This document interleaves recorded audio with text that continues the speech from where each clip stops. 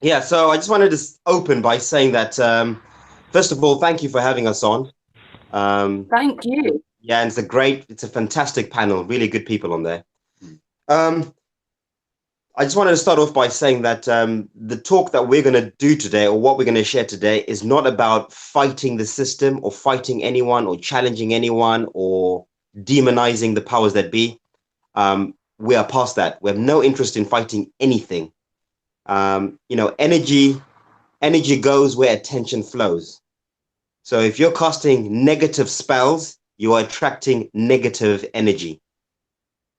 And we don't do that. That's bad magic. That's bad spelling. We want to spell love. We want to spell intention. We want to reclaim. We want to take, not beg or ask. And we're going to manifest that intention today. So no negative talk. It's all positive. We're looking for truth, not exposing lies. Very big difference. That's a really nice way of putting it, though. With love. With love, with love. Something And that we've come to realize quite quickly is that everything happens for a reason. I think I've said it in all my videos. Everything has a season, a time, a place, and a reason. No matter how evil or how bad things seem, it is meant to be that way at that time. We're all here to learn, and we can't learn from the universe if there isn't a duality to learn from, right? So the mature student, the student that has become enlightened, the adept, they are the ones who see past the illusion of division. There is no division. Division is the construct. It's the con, right? It's the lie. Once you see past the lie and you find the truth, you're free. The truth shall set you free. You are free from it. Really, really important. So etymology, our words, going back to what this talk is about today, the secrets of our universe, which Josh is going to speak about quite a lot today, the secrets of our universe are literally encoded in our language. And when we say language, it's not the actual words themselves, how they're written, it's the phonetics, the sounds, the nuances, right? So it's a very, especially English is a very complex code. A lot of the other languages like Spanish and Greek, like you mentioned earlier on, they are less coded. They are purer languages. They are closer to the original root language of Sanskrit. Sanskrit is the original physical root language. So today we're going to show just a few examples. I think Josh has pretty much deciphered it as close as possible. And we were researching today. It seems like there are a lot of occult people from the past, like Madame Blavatsky, Aleister Crowley, who are pretty much saying the same thing that we discovered separately. We're only doing it, research afterwards. We're like, wow, we figured this out internally. So that's what we're going to talk about today. great. Sounds good to me. Saying, oh, it's beautiful. So we can start off by saying it's beautiful, okay? And I'm just going to give you a way to allow your own minds to be able to break down words in the future, because I'm only going to leave tools here for growth. And I'm going to just make it a little bit interactive. You want to put it on the board maybe, and then Oh, yeah. I'll get it. Just for the first word, right? Can everybody see this? Hold on. Put it here. Go on. Get out there. And I'll write to stand.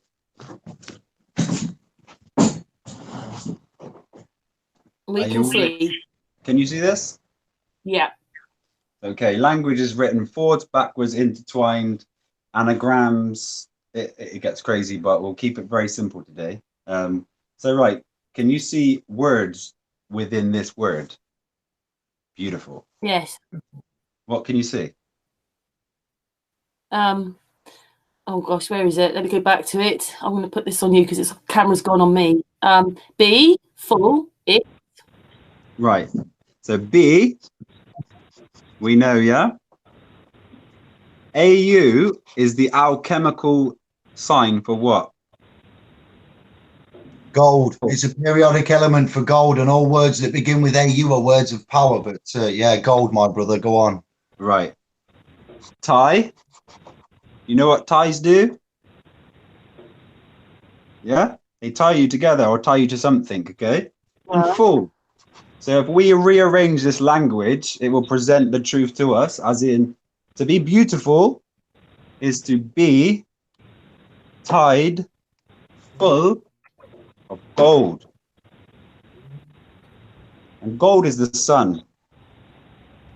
Okay? And the sun gives you 7 incandescent colors of light, which you have an aura. Can anybody see 2 words in aura? Yeah, it's got Ra. Ra is the god, Elohim Ra. So Ra and Egypt, yeah. Nubia. Sun. The sun god. Golden sun. The golden sun. Okay. You go down further from this. Everybody has this. Okay. Right. Can anybody explain to me what a shack is? Go on, David. I'll leave that one for you. No, Or Kosta. Just No, common. If everybody was, it's a shack, a shack. house, a shack. yeah, it's down to the phonics, you see. I'll go 2D. We can involve Costa, but yeah, it's not necessarily SHACK or, you know, how shack. It's the phonics, yeah. So shack, house. It's the phonics. This is Yeah. chakra. Chakra, the way you say it. The chakra Yeah. systems Yeah, are the yeah. 7 incandescent colors of light within the sun, within your body. But the chakra is the house of Ra, which is the sun. So these are clues written in our language for our subconscious to be able to decipher on our journey. Okay, this is just a very small example that I'm trying to just a tiny bit here. Okay, we're gonna go into other words because this is not that important for now. But this is our language, and it's been left for us very importantly. And I want you all just to be able to have this tool, because this is the tool everybody needs. Okay. Brother, can you break down the word language then? Because I feel you already can know what I'm thinking here. Can you just do that then? And yeah, that would help the chat room and everybody there. It's you break that, yeah, and what it is. Yeah. This is to gauge. Okay, so gauge is to measure, or a gauge is Barometer. yeah. How could you explain gauge on the simplest form? There's a choice within the lower and higher of a gauge, yeah? Scale. I presume it's a scale. And lan comes from the root word monster. And Mr. Etymology, can I ask you what human being means in legalese? Human being means in legalese. You have person. It's relevant to a legal fiction, and it's an entity. It is a non. It's not man. It's a legal fiction entity. And what's comparable to person, monster? Yeah, a human persona. Personam is the Latin opposite to that. So yeah, go on, brother. So a human being defined legally in legalese is defined as a monster, somebody that is not inherent to any land and has to pay taxes. Correct. Right? Lan is a representation of the monster, and gauge is gauge. So it is basically, depending on how you understand language, depending on how you get yourself out. Basically, how much of a monster are you? The more you can understand language, the less you understand about what you're spelling, the more of a monster you are, basically. We speak Anglo-Babble over here, my man, and my words are not to be mistaken for anything from a society. What you hear from me tonight is just, I'd like to sit back and listen to your presentation, if I may. And I'm not Mr. Etymology. We are nurturers. I like what you say there, brother. I take that. We are well versed, but we're not misters. We're just trying to, you know, spread the love and the peace and make the game a little bit more even. That's it. Yeah. Respect to you, man. Respect and love for that. And all I'm here to do, I'm just going to be a flash in the pan. I'm just going to be here to just allow. I have really good understanding of the subconscious, so I can almost allow something to attach to a subconscious and let it manifest within the being. So I'm here to do this for anybody that wants this. This is a slow manifestation within you, because you can only make your own personal journey. Everyone on here, you can only make your own journey. You can't follow me. You can't follow anybody. It's about your journey, your awakening, your time, your growth. Because trigger. These are triggers, mate. Subconscious triggers for you. So sit back and enjoy, and we'll just try and give a good presentation here. And if everybody is on the same level, we will also kick in things to help people raise their vibration to acquire higher knowledge within the brain and get out of the matrix as quick as possible, etc., in 1 quick hour. Yeah. Okay. Cool. Yep. Right. 1 quick hour. Go. 1 quick hour. Let's start fresh. I've got more paper, mate. Oh, You can turn it around. If you want. So, Josh, can I add something there? Yep. So, language means lingua from Latin, which means tongue, basically.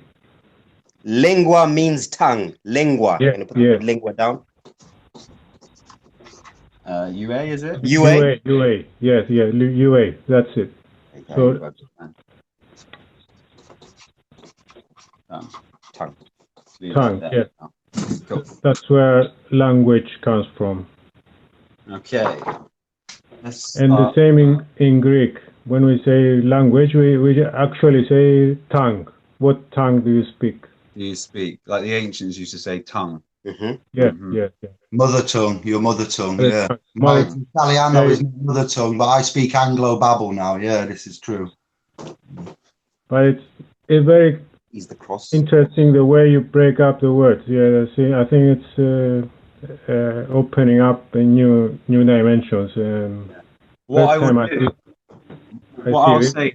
Sorry, mate. You finish off. I was going to say words like this can be Yeah. broken down, but I do Yeah. not want to break them down yet because it will scrabble what I'm trying to teach today. Keep in sequence.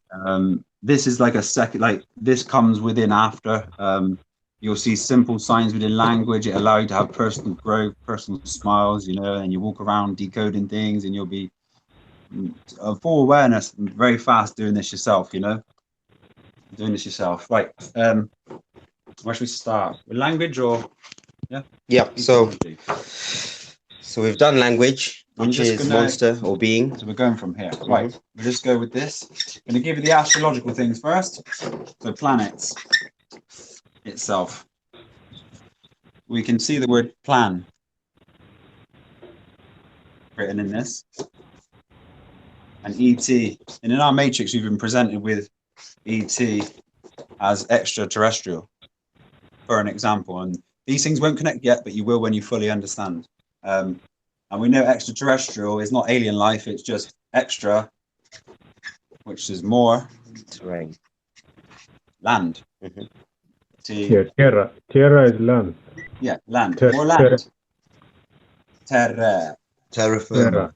Terra, Yeah. yeah. Tierra More firma. land. So basically, the planets allow you to plan More land. for more land. This is where Martin's presentation gets into it. So this is a part of the language, planets. You've got chakra systems, they align with planets. You have different vibrations, different chakras. So all of these things are connected right now to allow yourself masses of personal growth within our being, our state. But I can't give the answers. That's all I'm going to say. I can't give the answers here. I suppose another good thing to just mention is that the reason why our languages were scrambled was for us to cast spells that we don't understand. Yeah. So Exactly. we are manifesting this reality every day with our language without knowing it. We are Satan, right? So the word to live backwards is what? Devil. If you've lived, you've been the devil. If you live, you are evil, Hello. On a deep sense. right? Subconsciously, on a deep sense. So all these words, when you wake up in the morning, you say what? Good morning. You're mourning. What are you mourning? When you wake up, it's awake. What is awake? Awake is something you go to awake. It's a funeral. The dead. The day of the You mourn dead. the dead. You mourn the dead. Oh, it's backwards. Yes, this is the language of deception. Yes, you bang on there. We accept that. Yeah, it's cursive, curse words. It's cursive, isn't it? It's very good. Cursive words. Yes. So, That, yeah. And with signature in legalese, it comes from a witch's sigil. Sigil, the words that begin with SIG, you know, magistrates, magician, magic. Yeah, I like where you guys are going. Carry on. Brilliant. We'll go with that word magical. That's a nice one, magical. This is the word magical. This is one of the most beautiful words. Magistrate, magician. Oh, wow. Ready? Your signature, witches. You're bang on, boys. So, Mr. Demetria there, ready? Mm-hmm. Magical. Okay. Yeah, this is across board, and you'll see this through language. So, just because you're seeing it the first time now, please don't make the judgment that this is not connecting, because it will connect for you. Ma represents the mother. Okay. Mother. Ma is mother. Yeah. Mm-hmm. Okay, as in matrix is ma, mother's tricks, as in the tricks of the mother. Okay. Yeah. So magical is a real word for us to see. It is the mother, G. Yeah. I. Cool. So magic happens when you actually call in the mother. You see, the mother, G-I call, magic. G represents the 7th letter in the alphabet, which is the Freemason god, the god of this realm. No, excuse me. Can I interrupt? Of course. The G in Greek is a letter gamma, which is the 3rd letter. Yeah, this the number 3. That's why they use right. That's fine, but we're talking English. We're in this English matrix right now. Our English language has been written in. No, it syncs. It syncs because 3. The Trinity. Yeah. It's the Trinity. It's the 3. Gamma. And that's why it's G. That's why it's God. Mother, God, I see. God is the Holy Trinity. The Father, the Son, and the Holy Spirit. That's God. That's everything. That's encompassing. And so that's correct. There is 3 terms to every word, and you'll know you found the true meaning because it'll be forwards, backwards, and intertwined. There's no way out of the words you see, but it is a 3 in Greek, but it's also 7 in English language. I was just using English language today because it just makes things simple, you know. But they represent the same, and they would always represent the same. That's why days represents days, because everybody's walking around with a weekdays in the day, because we won't go there. But so using the word magical again, you can take it to miracle. And you find phonetically it's my, ra, cool. Just the same as magical is my mother, G-I, cool. Miracle is my, ra, cool. And we know ra is the sun. So miracles happen when we talk to the sun. But we must know which sun we're talking to. Let's get a little bit deeper into language and clues that have been left for us within the alphabet, etc. Exclamation marks, question marks, apostrophes, these sort of things. Okay. I'm going to write the word exclamation, question,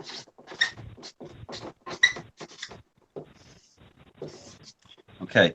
So the word question has a question mark attached to it. So if I was to say there's a quest that I'm on, to start with, subconsciously this word is saying to me there's a quest I'm on, and this is the mark. Mission. Okay? And the mission, you don't want to miss Zion. Yeah? So if we look into the sky, we can actually see a question mark. The Big Dipper next to the Little Dipper, that revolves around Polaris. That's Polaris. That's the Big Dipper. And this rotates. Please forgive my drawing. Swastika, the ancient sign of peace. The question mark is in the sky. That's the question mark for us. It's the quest that we are on, and it's the mark in the sky. Okay? It's been written for us in our language. As you get on in this, you get further and break down things, but we'll leave this as it is for now. Exclamation mark. We know mation from animation is movement. We know clay is clay and X is not. So you are no longer the animation of clay. And we were told that we were made from clay. The sign that you're given is this. The black sun and the astral jet. We have, I'm going to go from animation to another one here. Ion. Ion is a big one. Ions. So, well, this is big though, but yeah. Go on. No? Yeah. Yeah, so basically, like if you look up the word an ion scientifically, what is an ion? Does anyone know what an ion is scientifically? Yeah, it's an element of electricity. It's how energy flows in ions and particles and electrons and things associated like that on an atomic or subatomic level. Yeah, energy transference. Yeah, brilliant. So we're told scientifically in mainstream science that everything in our universe is made up of ions, and ions are protons, electrons, and neutrons working together, right? So they're basically saying that everything that moves in the universe is called an ion. Now look at how many words have ion at the end, right? Quest, ion, the quest of the ion. You are an ion because your being is ionic, right? So quest, Mr. Ion, what is your quest, right? What other words do we have with so many words? Brothers, can I just go? I'm sorry to be rude. I've got one. I've done this 2 weeks ago. This is a bit of synchronicity for you. I do the legal and lawful comparison. So I said we are all born under contractions. So if you could write the word contractions, the legal realm has you bound and contracted. When your head is crowned through the birthing canal of your mother and man is born, you are birthed in the legal arena, and the first thing they do is to put you under contractions, ions. And I used this 2 weeks ago, so this might fit in here for you. Lovely. Brilliant. Go on. Beautiful. Yeah. Oh, excuse my handwriting. One more. Can I say something? Yeah. So quest, you have the word quest, very, very positive, very strong word. Quest, if you go to Greek, you have man, which is anthropos, human. Anthropos, like anthropology. Basically, anthropos, human, means somebody who is questing, who is seeking for something. This is a difference from animals. That's what makes us questing things. Questing ions. Yeah. Questing ions. Beautiful. Yeah. Exactly. This can go as deep as we want it to go. Like this can really get really deep. You're an ion. You want to be radiated, so you want radiation. Radiate ions. When an ion is radiated, glowing, it glows. Yeah, right? Going to Zion. In Zion, isn't it? In a Bob Marley song? Like a Zion. Zion in Zion. Zion backwards is noise, and noise is the frequency. Frequency. It's always forwards, backwards, intertwined, but you'll always find it, when you work hard enough. So we know in the whole world, okay? So I'm gonna just go contract. Pro is for, con is against. We're obviously all aware of pros and cons. T-ract is a tesseract, going deep into our body. Tesseract is what we are, basically. So they're conning your tesseract. They're conning you. So a contract is basically... And tract is like movement. And it's also a written... how can I put it? An agreement, a term, like yeah, that's it. Yes, it's an agreement term between an entity of another entity. So it's basically against that. You'll find this con in the tesseract. It's like the tract is also a meaning for what you just described there. Because my head's trying to come back to a long time ago for me with this language to try and get it out, and it's quite hard for me to do this. But yeah, that's exactly right. So they're conning you with a piece of paper, basically. Yeah. We'll go into legalese language a little bit, okay? Just a little bit. Parliament. Okay. We've got a government. Everybody knows what governing the mind does to us. You've got a government.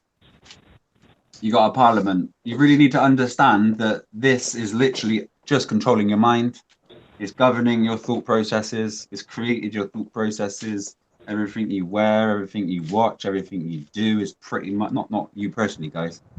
Just in as we were born into this world. Generally, we have no original thought. Yeah, nothing. So they're actually governing the mind so well. so well. This is what you need to break free from. Yeah, and religion. Do you know you can do religion with that as well? Ligature, lig, and ion. Sorry, I don't want to lose because I'll forget it if I don't say it, brother. That's all right. No, Really, you say that. Religion. Religion is like a reunion as well. It's also like membering. It's government and control. Like you just made me think of the ion, lig, ion, and government, parliament. Sorry, but yeah, it's brilliant, beautiful. Yes. Now you spark, mate. You're going to go on now. Control. Can you do this one for me? Because it'll help you break it down. If we were just to say I was going to pass someone off, what would you think? Who's going to pass somebody off? Yeah, like a par. You just pass them over. Pass. It's like a pass. Pushing them.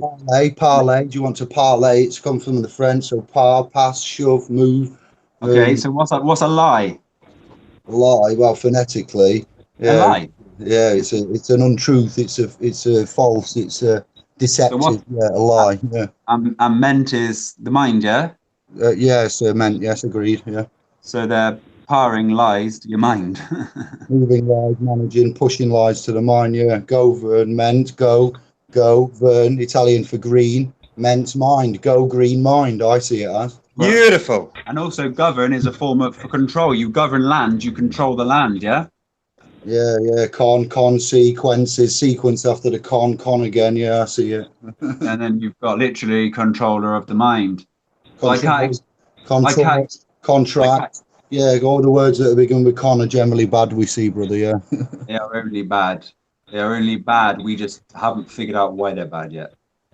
Yeah. Well, they're not bad. We're just using them wrong. Well, yes. Yeah, we're using them. Yeah. We're using them the wrong way. Yeah, but I love you boys, and that there's a powerful spell. That phonetics. It's I'm not being I've got a missus here, and I'm completely as I should be in the realm. But when you say to the the realm and yourselves and others, that it's down to the spells, as you said. I was interested in that spell business and your breakdown. It's very interesting. When everybody has their children, for example, or even as adults, and you go to a party, you're getting parred off with a tie, yeah? Yeah. Okay. Yeah. To keep you busy, yeah? They're parring you off with ties. Yeah, I've done this as an ex-DJ, so yeah, go on, agreed. Mash up the place. Just as houses are proper ties, they're also per ties.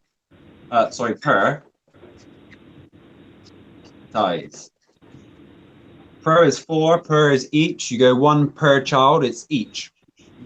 For each tie, proper ties. You live in a proper tie. We've been governed in the mental. Had lies parred off to our mind. And we're drinking fluoridated water, living in houses, paying council tax, going to work every day, living inside work, sleeping in a house, having no friends as neighbors, and paying for this privilege. A privilege is actually to pry from the village. Pry is to take away. As in prison is to take away the sun. You pry the sun. And what? Can we get another paper? Yeah.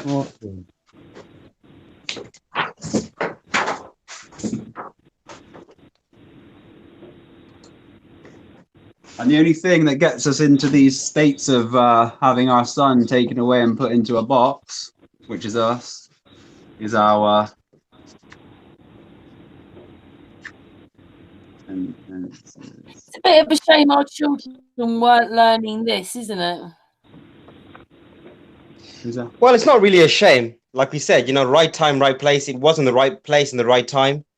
But what's happening now is, like I was saying in my previous presentation, we are shifting ages. We are waking up.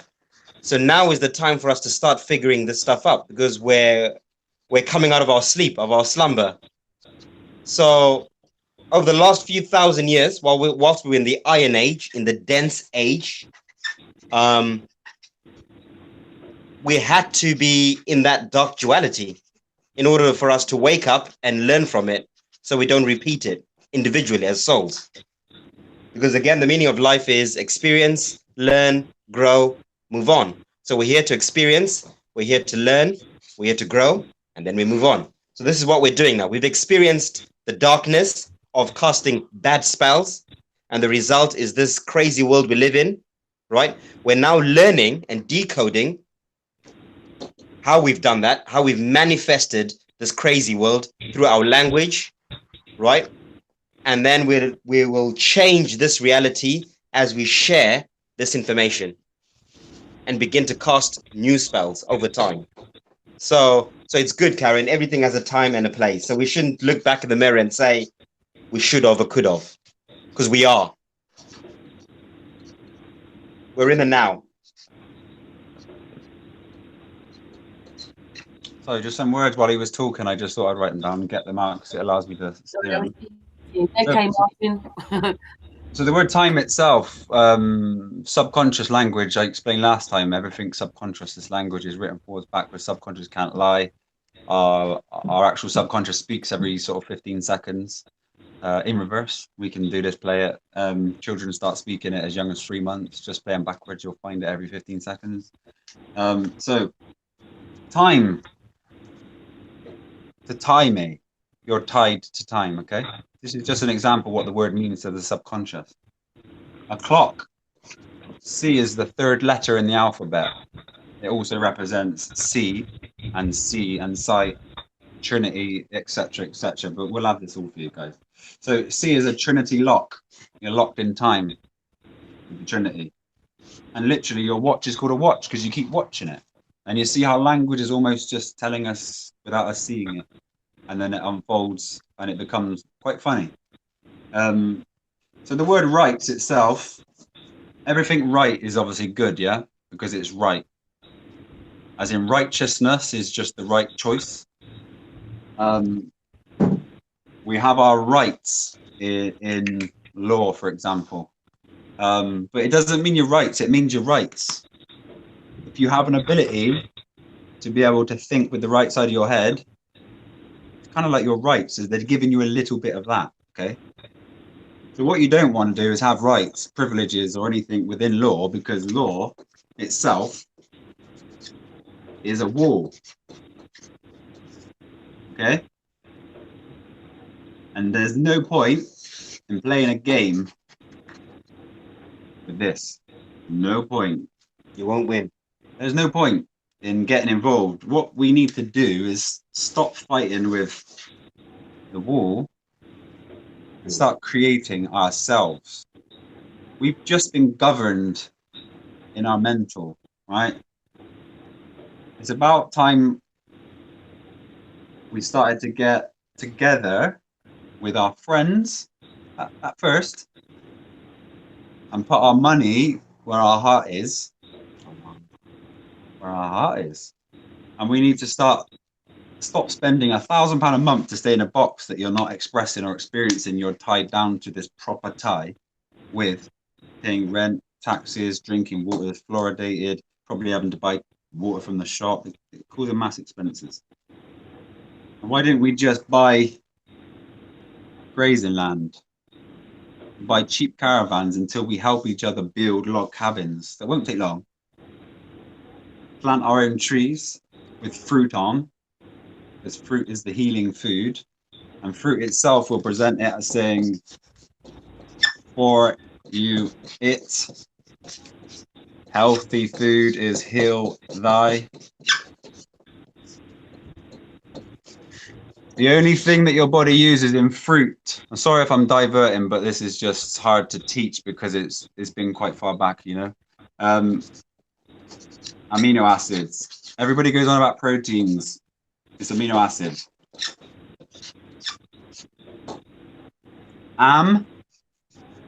Does everybody know what causes disease? Like acidity, yeah? So acidic food causes disease, dis-ease. Amino acid is no acid. So there is no acid in amino acids. It's no acid. Disease is dis-ease. Muted. Disease is dis-ease in yourself. It's not something what people think it is. It's just you're not at ease. You're at dis-ease. That's right. So So the language will tell you. Then if we want to go into this type of language, which is just sparking a few thoughts, we all go to the doctors, yeah, to get well, okay? And we go to get a diagnosis, yeah? Can anybody tell me what gnosis is? Knowledge. You can. Knowledge. Yeah. Okay. Phonetically, English has many meanings, as all language does, but this means bad, dire, okay? Dire is bad, like diabolical. It's dire. Dire straits, dire. So on one side, diagnosis is just telling you it's bad knowledge.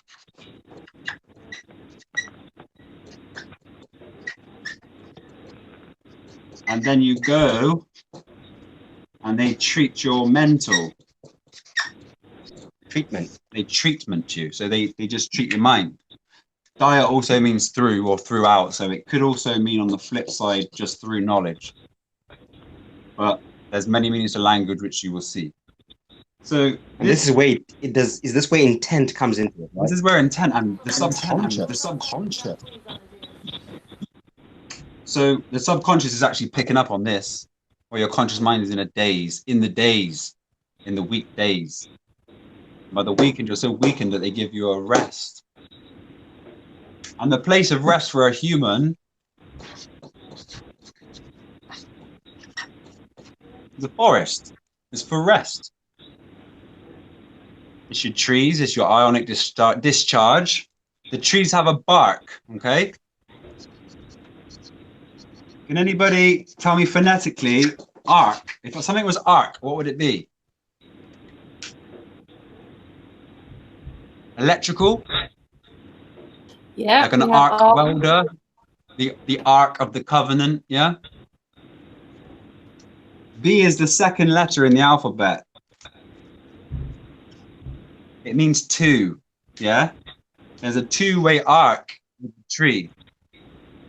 And you've heard of the saying tree huggers, okay? And trees are your opposite. The earth is called earth and ground for reasons of electrical reasons. We are ions, everybody. Positive, negative, or neutral. What do we choose? It's all our choice. And it only comes within. Positive, negative, or neutral. If I can emphasize that, it's all our choice. And the most important thing we can all realize, which my beautiful wife brought into my life, is we must maintain, if you want anything in our reality to work for us,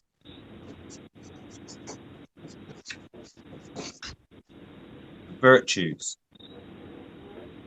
7 sins and 7 virtues.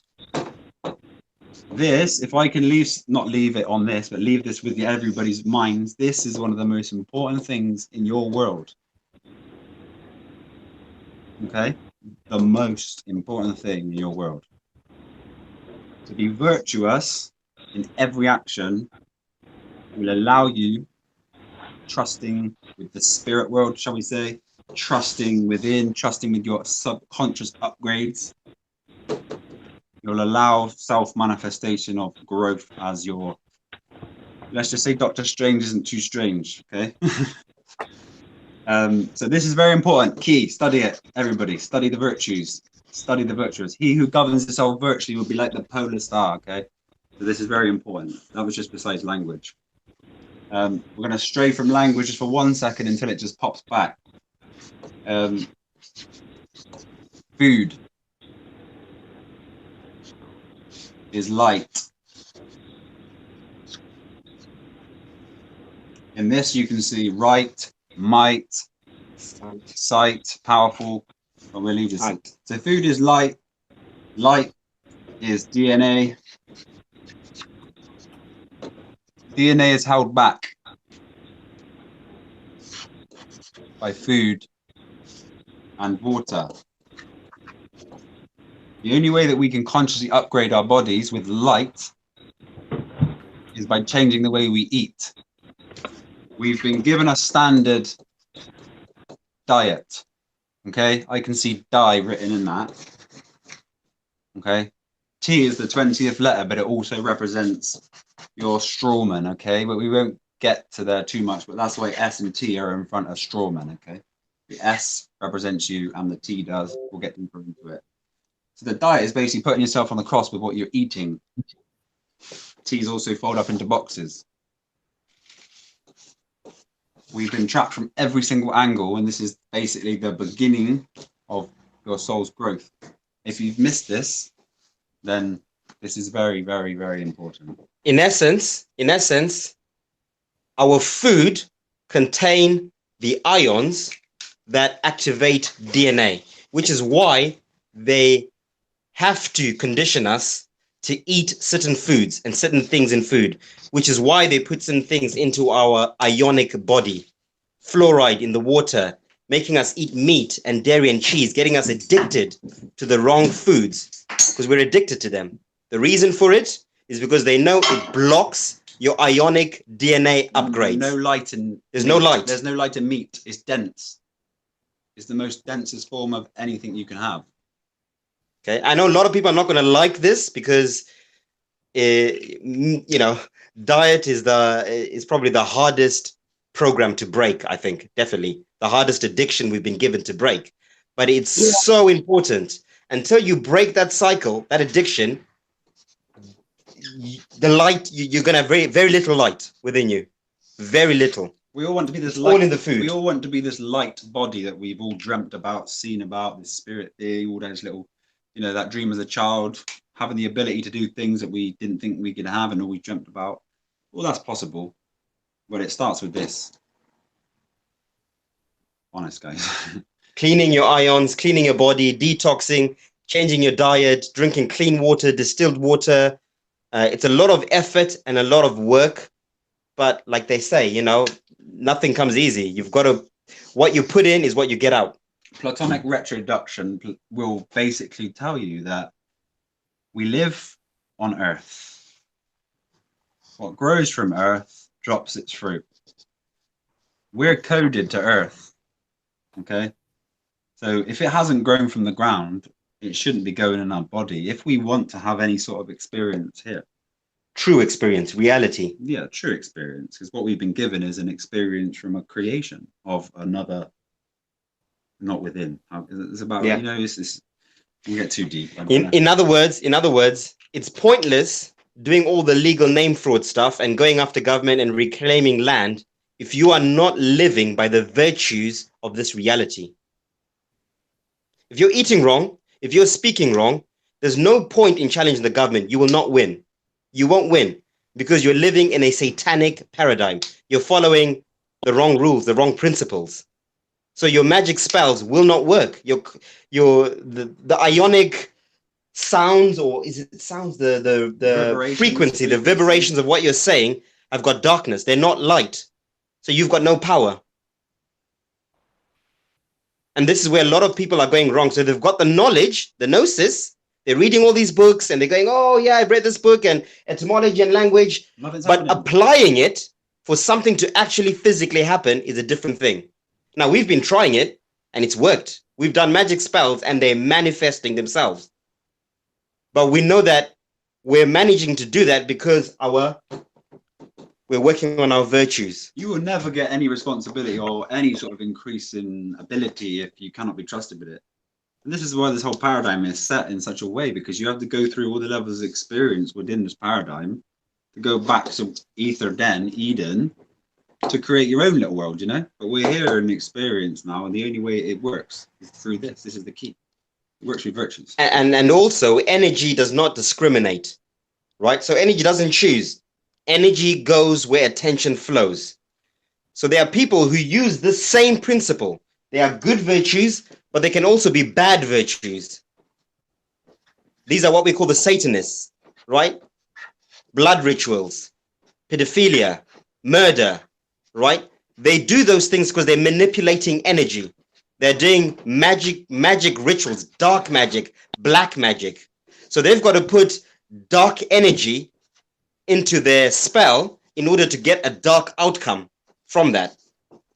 Now, if we, as light beings, want to put in good energy into the universe and good spells and spell out good things and spell out a positive paradigm, we've got to put in good energy into us for us to output good energy as well.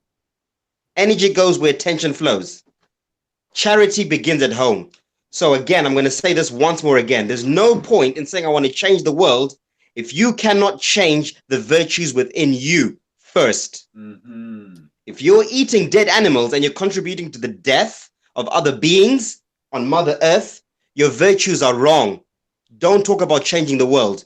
Change yourself first. And when you do that, you'll begin to change your reality around you, right?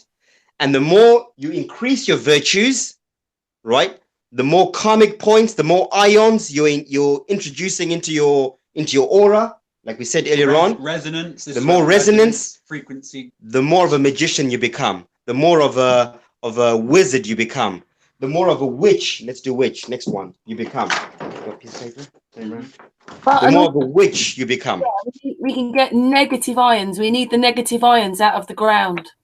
This is why we need to ground our feet daily, minimum for 10 minutes, because there's a negative discharge between us and the ground. And this is what people aren't doing as well. You get trainers to train you on your feet. Let's do witch. We've been all taught to fear witches, haven't we? But when you hear the word witch, what do you think? Witch? Which one? Well, you're going to think of a nasty person doing horrible things. Opposite, yeah. Okay. Or you could also think of it as what? Which one? Which? Sun or choice? Moon. Sun or moon. Sun or moon. Which? Choice. They're witches. They have a choice. So the word witch comes from the word choice, switch. So it's the same thing that they've done with like they do with most things. They make it sound like it's wrong and something else when really the complete opposite. Yeah, absolutely. Once you figure out how to alchemically, literally change the life around you using your spells and your energy, and you can manifest things physically, literally, you become a witch. You're able to create choice for yourself. Which one am I going to choose? You'll be able to leave, I'm a witch. Leave and come back. Oh. But that's where it comes from. I'm a witch. I can choose. Choice. So basically I say, Martin, you're a witch. Absolutely. But we're programmed to fear that. We're programmed to be afraid of it, to burn witches. When you find someone who can create their own reality, fear them. Burn them. We want people we can control, not people who can create their own reality, not people who can change the system using gnosis. Fear them. Fear someone who can create a witch or a switch. Someone who can switch the reality should be feared. Programming. Again. We did this word last time, okay? But realities, so I can express for the subconscious language of ourselves. Is real. 9 is the feminine 9, okay? It's the number of the subconscious world. Our subconscious is the only thing that's real. It's real subconscious ties. Reality is basically tied in with the conscious mind. And we've literally had our conscious mind programmed in a way that our subconscious mind projects this. So that is a very important subconscious word for you just to see there. Reality is a real subconscious tie. And it's beautiful. Like if you can really get to the depths and see that, that's amazing. Like straight up beautiful. Like real subconscious ties. And this is why number numerology, Pythagorean numerology, and Chaldean numerology and all this stuff comes into everything, but there's not enough time. This is the spark. Everybody needs to just have their journey. And yeah, we speak language, but we study ancients, but our language is been written for us in this matrix, so it's for us now. Just as the Testament, the Bible is changed. So we'll talk about the Holy Bible a second, because that's just a word. Holy Bible, and it's a testament, yeah? So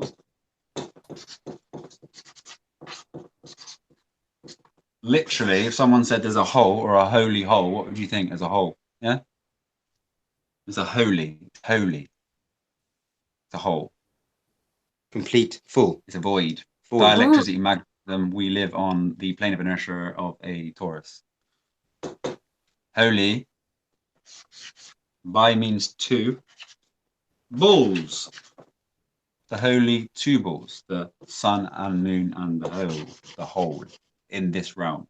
Right. And the testament is a test for the mind. So depending on your level of awareness, it'll be dependent on how you decipher the Bible. The Bible is one of the most beautiful texts in the world, but there's so many layers to the onion. You just got to keep going because it really is a test for the mind. The goal, keep talking, I'm going to write some stuff. Yeah, it's interesting. You just use that analogy, layers of the onion. Onion is spelled what? On ions. Layers to the ions, to the on ions. If you have a sore throat, it's a good remedy to eat raw onions or turn your ions on to allow yourself to heal. Right, we're going to go to this one now. All you see. Is that? That's right. No. I break language down so different, I've forgotten how to spell. Right, so hallucinations and what was the other one? The halls of Amenti.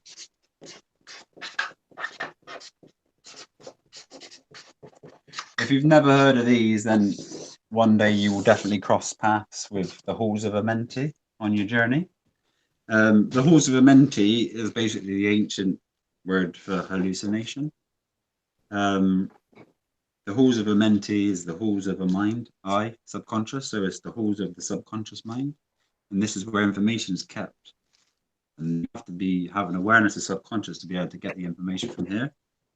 This will lead you wherever you need to go after you've connected all this. So is it connected to the Akashic records? Is that? This is the Akashic record, yeah. If you have an understanding of that as well. I won't turn to that one 1 second. So hallucination is the same meaning in our language as this, okay? The halls of Amenti, hallucinations. Hallucinations is the hall you see subconscious nations. The hall you see I is number 9. There's also I, etc., etc. But I is number 9, and it represents the feminine energy of God, the subconscious nations. So we talk hallucinations and think it means something completely different, but it's literally the hall that you see the subconscious nations. And this now goes back. He's just done. 9. Tesla said 9 was the most important number in the world, didn't he? 9, the number of God. 3 and right? 6. 9, 3, and 6. But 9 is God, right? 9 and I. Yeah. Oh, I is the 9th letter, and I sounds like the I. And that's where the I has the dot. So when you see those celebrities doing that, this is what they're telling you. We are now subconscious. We understand subconscious reality. They're not saying they're evil per se. They're telling you we now understand subconscious reality. We now understand the 9, Beautiful. The I. Now we go to this. That's what they're saying. When you see the I on the dollar, they're telling you it's a subconscious contract. It's subconscious. Do this one. Yeah, 9/11. L. Even. Twin pillars. Freemasonry. Explain this. Twin pillars. So 11 is the L even. L is God. Evening out the God within you. So this is a representation of the twin pillars, okay, in Freemasonry, which is. Can I just ask something? So what you're saying as well is it isn't just the words, it's the apostrophes, the dots, it's everything. Everything. It's layered. It's the code is not especially English. That's why we said English is probably the most complex language to decode. This is the one. But it's the most beautiful language to decode because the truths, even though they're so well hidden, are a lot clearer to see once you decode it. Mm-hmm. It's easier to decipher. So we've got 9/11, and the 11 represents the twin pillars of Freemasonry. The twin pillars are your left and right brain. Okay, your left brain represents the programs, right represents the spirit world or the subconscious. Okay. 9 is the number of God. Or subconscious, okay? Oh, right. So that how it has to be 9 then. It has to, everything has to add up to 9. So what is this saying to you as a subconscious? When 9/11 happened, what were they doing? It's a ritual. It's a ritual. They are attaching a story to the subconscious to allow the twin pillars in your mind to either upgrade or downgrade, depending on your level of awareness. You either see it as something that is terrible, and terrible is the terrible, by the way, or you can see the good in it. I know that sounds sadistic, but it's all a stage. In other words, 9/11 was created It's a mind control program. not just a mind control program to keep us more controlled, but also to wake us up. It's a twin pillar choice here. It was a choice. So they said this will either wake people up or it will make them fall deeper into sleep. Numbers 9 and 11. That's all it is. Subconscious twin pillar. So basically, they're putting the little tests out and they're seeing what happens with the people. Not really the test. It's a part of the simulation. Like, you know, the Testament. You're in a scripture. It's a scripture. You have free will. So what you're seeing is everything unveil within you. Everything's all known in the subconscious world, but the conscious world, like, let's con chess, okay? Con chess. Chess is the chessboard in Freemasonry. Is con good or bad? I'm leaving it there. So, so 9/11 literally is something that has to attach itself to your mind, and it's help. It's helping you either digress or progress or degress. You know, it's literally that's all it's there to do. And how many people were woken up by 9/11? They started questioning reality through 9/11. They realized that that was an inside job, and it triggered them along that journey of starting to wake up. So it was a 911 call.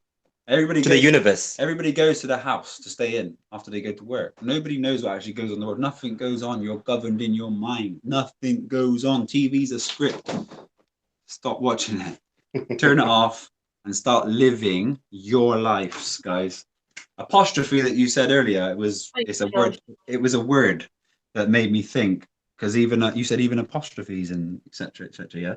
So a right. Post is after, yeah? Trophy.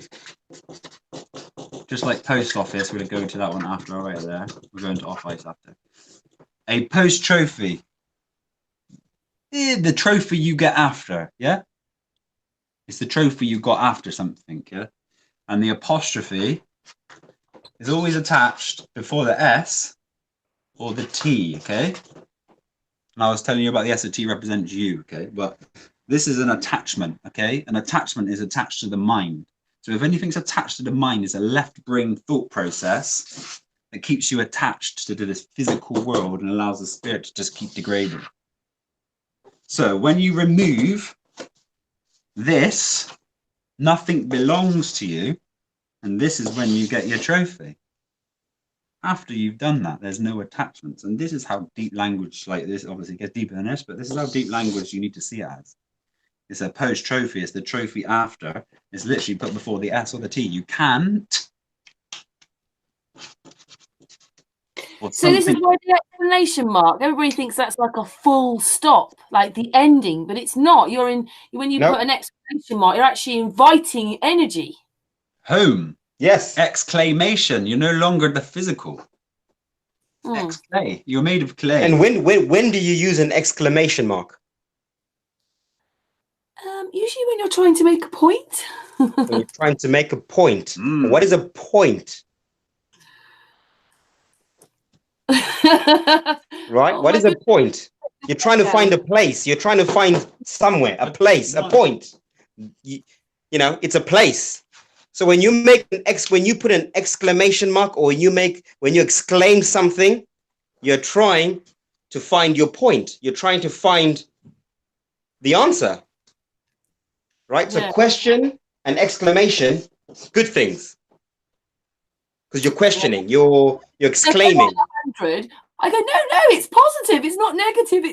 It's positive. Positive. So, post office law, yeah? Post office was the first court. Dave, you aware of that? I think Go for it, yeah. It's gone, yeah. Post office was basically the first court. Oh, can I very quickly explain, just so that the chat room, David's had to go because he's had a bereavement. Oh, right. Love Dave. All the best, mate. It's his girlfriend, so that's why he's left the chat room. Yeah, so he's very sorry. I've got kind of a message for you later, but carry on. Cool. So the post office, post we know from is after, yeah? Post means after. Post office is off ice, okay? So basically, we've got no idea what we're saying. Not a clue. No. Every word that you're saying is casting a spell into the universe, into the Ethernet. So that saying that you hear all the time, people saying, be careful what you say, words create your reality, is literal. Fuck it. It's literal. It's not just a saying, an airy-fairy saying. It is a literal saying. So they've put these words in our English language for us to say them subconsciously, and we are creating this crazy. We are doing this to ourselves. No one is doing it to us. No one's had an original thought. But this, what we're doing now, is original thought. You can't teach this. You can't learn this. You can't be taught this in a textbook. This is a tool for your inner. Yeah. This is the tool, guys. This is the tool, man. So office is off ice. Yeah. So this is when we get into maritime admiralty law of the sea. Justice is just ice. You've heard like you're treading on thin ice. When you get justice, you're just on ice. So you don't get in trouble or you don't get caught with a statute. Just on ice. My goodness.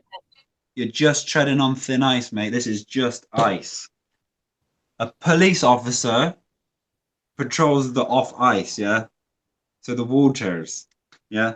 So can I ask you something? If you're going to break all those words down, would you do etymology and cosmology then?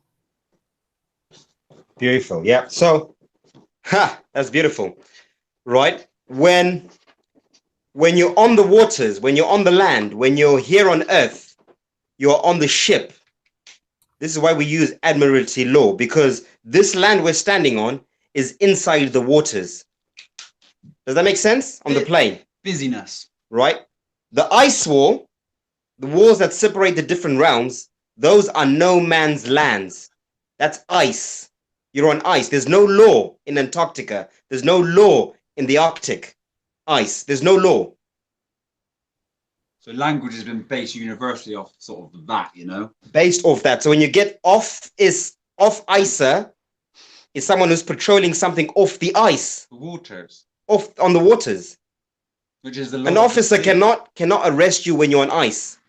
Right, ready for this one, guys? Ready? Driver, yeah? A D, river. The river. A river, okay?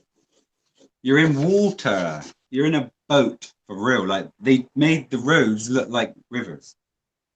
And cement is not cement, it's cement. It's sea mind. It makes you think you're in the sea.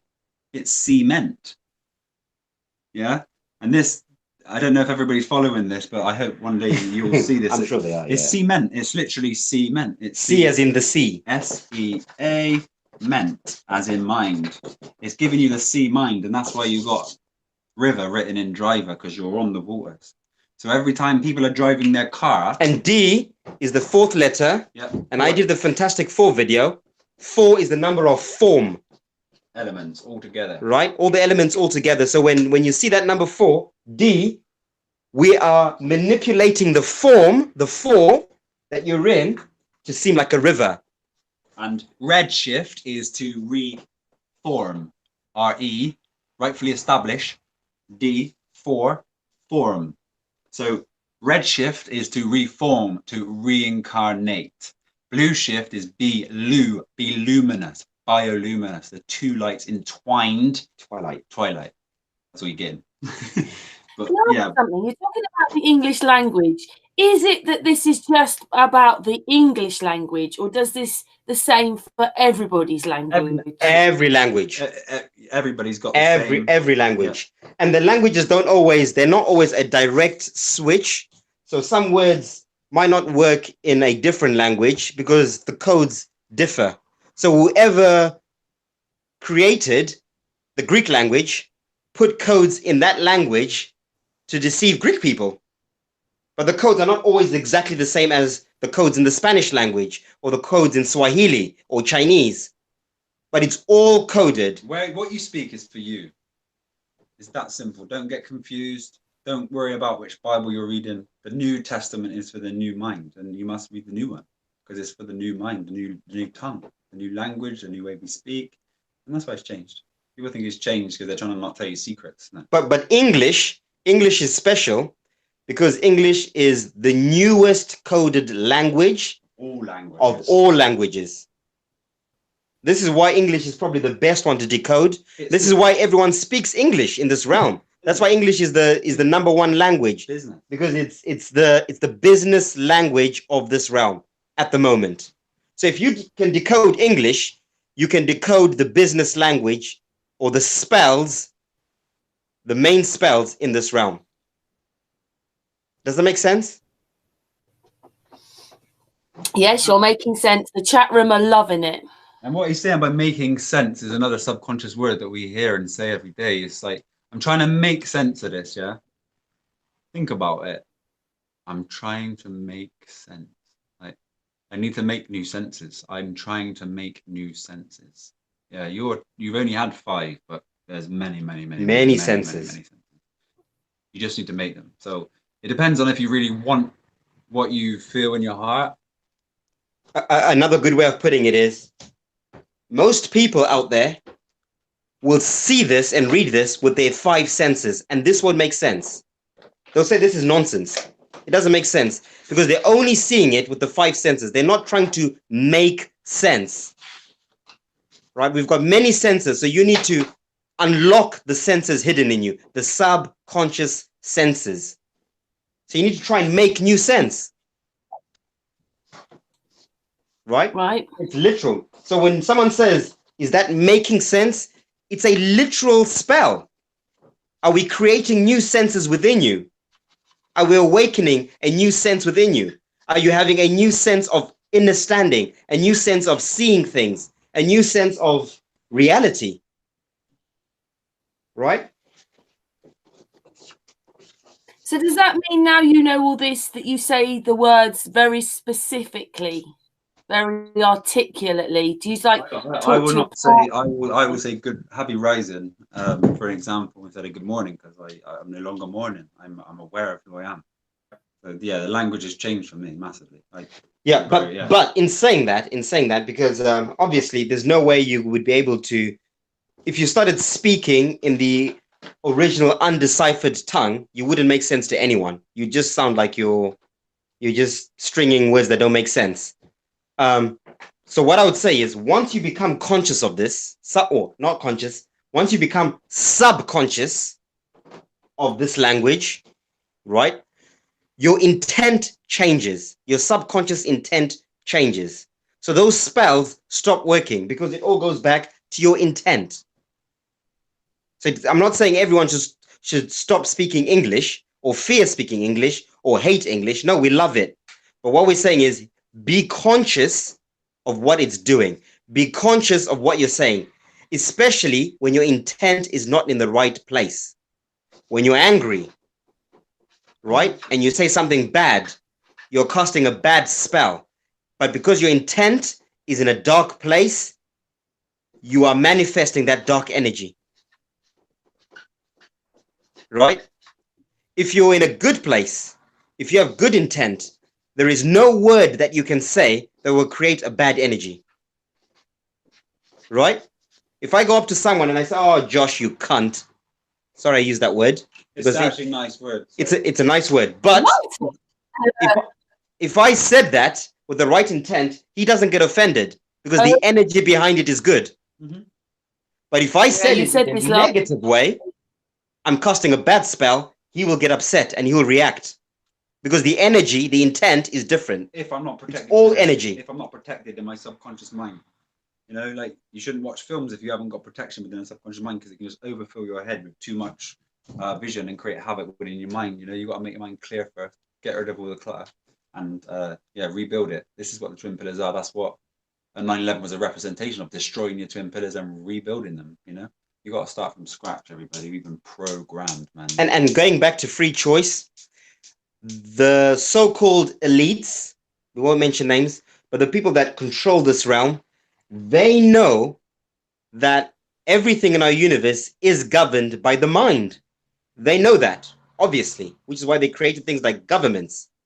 They also know that there is a thing called free choice. Will. They cannot force anything upon anyone, right? So what they've done is they've hidden the free choice within our words and our numbers and TV and government. So we don't know what the real choice is. It's funny. We're dazed and confused. So we are literally, through our ignorance, we're saying, yes, we want to be governed. Yes, we want you to do the things you're doing. So when they make a movie, they have to give us the choice. They have to put the truth in a movie, but they have to mask it with a lie if that's the outcome they want. And you have a choice. If you watch that movie with blind eyes, with only your 5 senses, you're going to see the lie and your mind will be governed. Mm-hmm. But if you, like what Josh has just said, if you freed your mind and you watch the movie with a new pair of eyes, you learn, you're growing from it. Mm-hmm. So they can either destroy you or build you. They're all 9/11. Every film. Everything is 9/11. Every film that's ever been made by a player in the game is all 9/11. They're all master occultists. Even. Can I just ask a question? Sorry, before it disappears off. Barris. He wanted to ask a question to Josh or to Martin. Does he know about reverse speech? Does that make any difference? Yeah. We just said it earlier. Reverse speech is the most important thing in the whole world you could ever get to grips with. It's subconscious. The subconscious language cannot lie, and it's only in reverse. Professor David Oates, as we said last time, is the one to study with that. It allow you to get your inner standing, and then it's off on your own. Get your reverse speech, talk to little children, babies who can't speak, play it backwards and have fun, and start learning the truth for yourself. Don't never trust no one else. It's down to you. Not me or Martin, it's down to everybody. And once you've done it, you'll be so empowered that you'll just be able to walk away from your matrix without no fear. You'll be happy. You'll start talking to your friends, you'll start meeting with your friends, you'll start living with your friends, you'll start creating with your friends. And before you know it, you're just in a totally different paradigm, waiting for whatever's coming. And then you're just happy. The only reason why we're not happy is because our soul is not fulfilled. We'll go into work, and work is war with the K. The K is the twin pillars, the 11th letter in the alphabet again. So you're going to war with the mind. You don't need to go to work for money. Money is irrelevant. It's paper. It's the belief back behind it. We need food and shelter. Fields are out there to claim. A council is nobody. It's they work for you, and that's it, you know? It's entirely up to you what you do with your existence here. And I wouldn't waste it, you know? I don't want to be that man who figures it all out at the last minute, you know? And going back to reverse speech, right? Okay. Language itself, the words don't mean anything. Everything comes back to sound and resonance. These words, all this aggression, but it means nothing. It means nothing. Real root language is about sounds. Om, ion, shion, right?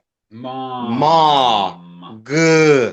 That's what creates. It's the sound. It's the resonance of the sounds you're making. It all comes back to do, re, mi, fa, sol, la, a, e, I, o, u. 7 again. That is real language. If we're really getting right to the base of it, language is sounds. It's not words. The Solfeggio scale. The Solfeggio scale. Sorry. Yeah. So when you say things in reverse speech, right? Because you're not concentrating on the nuance of the words, you're only hearing the sounds of the words. The sounds don't lie.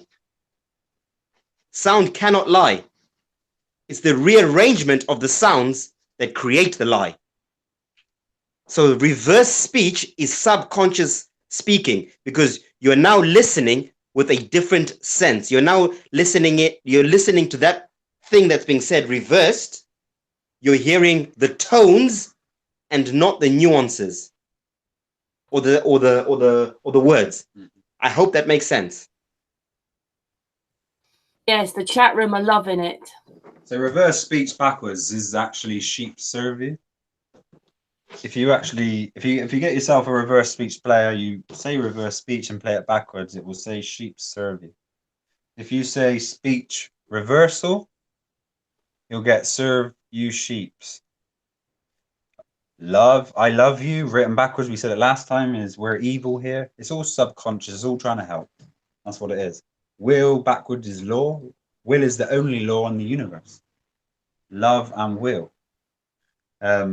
This is like the realms of Aleister Crowley, why people said there is no law. Do what thou will. Love is the law, and it's all about the will, you know. This is beautiful stuff, what he's leaving for us, you know. So yeah, just another thing with the language. You got aggression, regression, progression. So the word aggression isn't aggression. There's actually gression is a word, yeah, or gress. Okay, gress, yeah, gress. And we go even a congress, right? So they con your gress. So gress is an actual word itself that we have no understanding of. We've never spoke of it, but it's a word. Or the sound, actually. Because it's ag, re, pro, and con. They're words. Re is to rightfully establish or bring something back to its original state. Regression. Yeah. Pro is for, gress. So the gress is the word that you really want to find out here. Congress. They're conning your gress. What's your gress? Yeah. So these are the things that will allow you to sort of see that, whoa, I just seen that word and that word and that word and that word in those words. And I really need to find out what that means. So we know what ion is. Ion is you. So progress ion means pro means it's for you. It's for ions, but what's gress? We'll leave that one for you guys because this will allow growth. Okay. So what is gress? Find it out. Have some fun with the language. Has anybody got anything they want to talk about? Does anybody want to talk about food, diet, healing? Is there anything? What is a comet? And a good thing is this language, where it becomes practical for you in your everyday life, is we are now starting to understand what foods heal what and where by knowing what the word is. It's encoded in the word. Again, the 11, the 2 pillars. The words have a bad spell, but there's a good spell hidden in them as well. So if you're unwell, disease, right?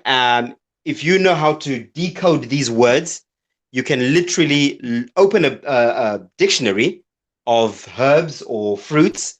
And if you decode those words, that decoding will tell you what you should eat with the symptoms that you have. For example, cannabis itself, you know, is the cane of 2 sexes, cannabis, but it also is can in it. And I is a number of the subconscious. And we all know that it's a neuroconnector that allows you to get access to higher thought realms. So the word itself will explain it to you. Can means I can. Can I please? I is the God. Subconscious. Right? I is the 2. Bi is the 2. And then S positive, is obviously positive and negative. And the S is the attachment to us. And that's why we have an endocannabinoid system within us. It's a very important plant. Very important plant for healing of our body because we've been missing out on it. The first plant on record in Sanskrit is a very important part to play in our personal growth. Hence why King Solomon had it on his temple. King Solomon wasn't a king, he wasn't a man. Same as the man with the round table, King Arthur. King Arthur. They weren't real, they weren't even kings. It's just ideologies and 9/11s. That's all it is. Same with Christopher Columbus, isn't it? Yeah, they're all 9/11s back in the day, they're for now. King Solomon is the solo man. His temple is you, and the tools he had are the tools for you. Is that like the word when we go, oh, I'm nowhere, but actually you're saying I'm here now? Yep, absolutely. Yeah. And another one of my favorite is going back to the sounds is the sound om. When you hear someone going om, what are they doing? Meditating. The monks, they're trying to speak to God. They're trying to communicate. So om is the word to try and get into the astral realms, into the Akashic records. Now, someone might laugh and say, oh, that's ridiculous. That's stupid. But if I ask you a question, Karen, and I said, Karen, what do you think about this? And you didn't know the answer, or you were thinking, what sound do you make? Right? Don't we though? What's the difference between that one? You're dialing into the Akashic records. Where do you look? You look up. So subconsciously, you know what you're doing. You know what you're doing subconsciously. You're just programmed to not recognize what you're doing. Yes. But it's coded within your ionic DNA straight away. That is the way to. It's the call to open the Akashic records. I'm thinking. Should we get that one away? Yep. Yeah.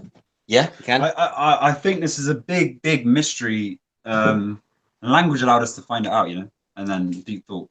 So, is everybody stuck on what a comet is?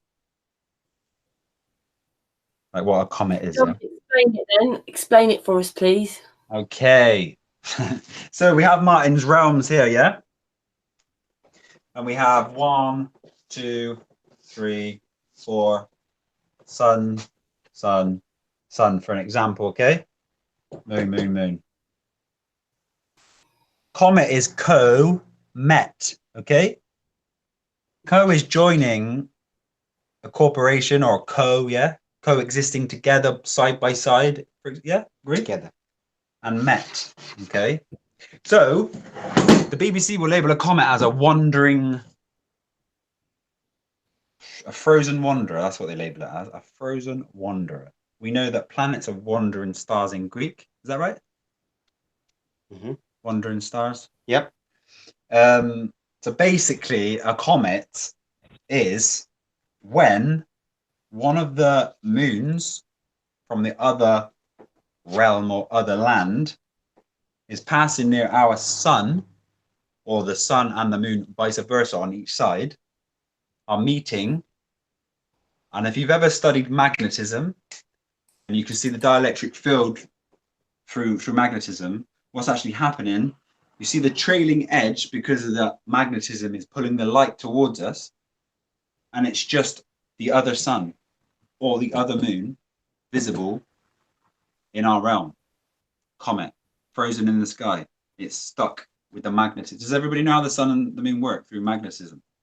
Yeah, I think so. Yeah. So that is basically what it is. It's when one of our suns has met the other sun, or the moon has met the other moon, and it almost drags it across as they switch. Yeah, as they switch cross. So all we're seeing is a visible sun or moon from the other realm, and it's that simple. And it only happens every cycle. Let's talk to Martin about that one.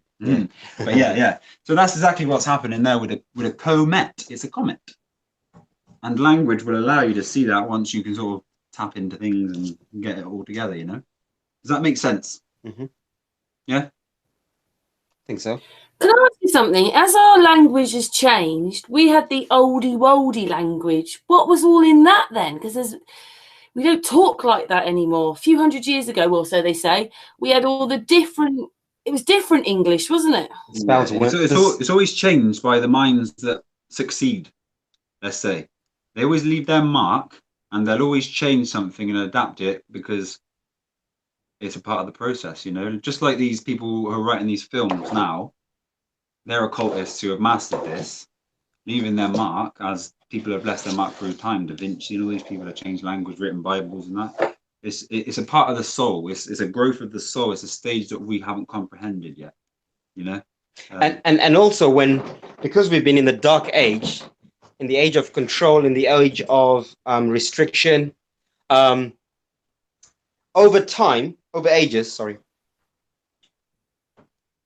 the ages, during different periods of awakening, so like 2,000 years ago when we shifted maybe out of the age of Aries into the age of Pisces, the language, people had an awakening. There was an awakening of some sort, like we're having now. Maybe not as big, but similar. So people probably started deciphering the language of that time, right? And once they start deciphering the language of the time, they become subconscious, not conscious, subconscious. Once you're subconscious, you become a creator of this reality. You start writing the matrix. So the people that were in power then, obviously to stop that from happening, had to tweak the language once again, recode it, So they change the English, they switch the English, and then people lose it once again. They lost again. It's also another rabbit hole for us in our reality to get trapped in again in the old language, because there's so many traps to your freedom. So a good example is right now we're at the stage. Is the language better today, or was it better before? Same. It's the same. It's just been twisted, but it's the same. It's the same. There's no better or different. For instance, now our English language is changing. There are now words like the word "bay." I think "bay" is in the dictionary now, isn't it? For don't watch telly. Sorry. Your partner, "bay." Is it "bay"? My "bay." Like half babe, is it like? Yeah, like babe, like half babe. Yeah. Slang babe. So a lot of slang words are becoming mainstream English words. And slang is literally the S in front of the language. Right? So they're using slang to start changing the code of English. So if you came back to this realm 2,000 years from now, English will sound completely different. I guarantee you. It will sound like some of the slang we use today. We'll be like, is that like an official word? People are like, yeah, everyone uses it. That's what we teach people everywhere. And you'll say, no, in my day, that was a slang word. You didn't use that word. Yeah. As the Fibonacci spiral grows, so does language. It's all the same. Everything grows Evolve. at the same rate.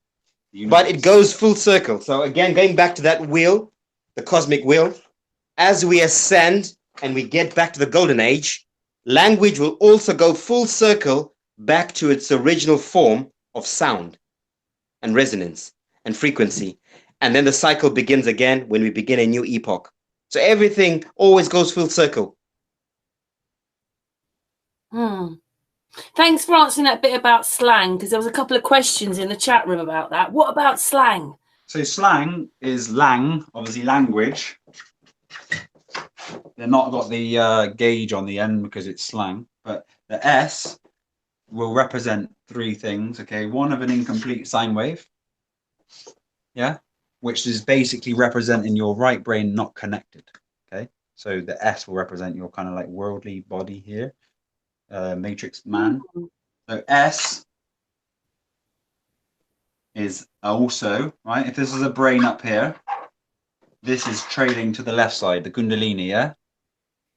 And really, we know what the right is right, so it should always go to the right. So this is representing a left brain being here. This is a sine wave. The S also represents, sorry, I drift ahead too fast in my own thoughts. We'll just leave energy, shifting energy, the snake. Yeah, we'll leave it there. So when you see an ambulance, you'll see that the snake is only going to the left side because it's a left brain treatment. So when you see symbols and signs, you kind of get the awareness of what you need, what's good and what's bad for you, you know? So that's always going to the left. So it is a left brain service. A service is a vice for the sirs. To add vice is to add vice. I know what vice is. It's helping someone out. So language would literally mean, slang is the left brain language. Adjusting. And you know. And this is why, English is called English. English is English. Ingy-ish. Ish. It's not a pure language. It's an ish language. It can be changed. It can be manipulated. It's English. Don't mistake ish as in it's Spanish. It's not real. There's nothing new under the sun. Right? It's been manipulated. There is a question again from Barris. He wants to know, big question, is evolution a real thing or just part of the matrix? Oh, you can go full circle and back on yourself and realize a lot of things on this one. Let's go with the word revolution. Yeah, revolution backwards is know it, you love her. Yeah. Evolution itself. Hey, just while you're writing that, someone else has joined our hangout. It's Josh, Flat Earth Unity. Hey, mate. Hey, Josh. How's it going, everybody? Peace, respect, and boundless love.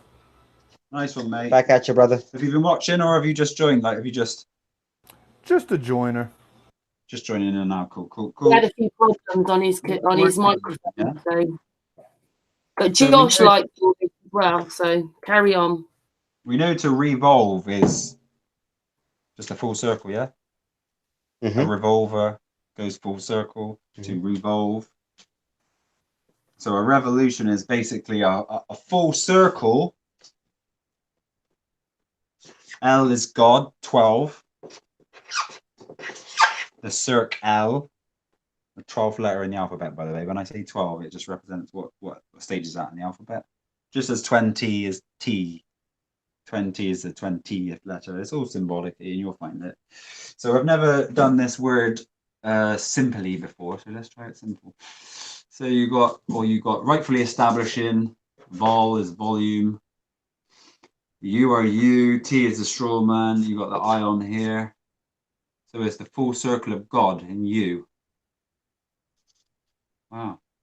So you take away the R, which, do you know what? R has been bugging me for a long time. Because R is 18, you got the 1 and the 8. You have the 1 with the eternal cycle. If somebody can bring any light to the R, it's one of the things that I haven't been able to sort of work out, get ahead with to the 3rd degree, you know. But to revolve is to move your ions, and to evolve.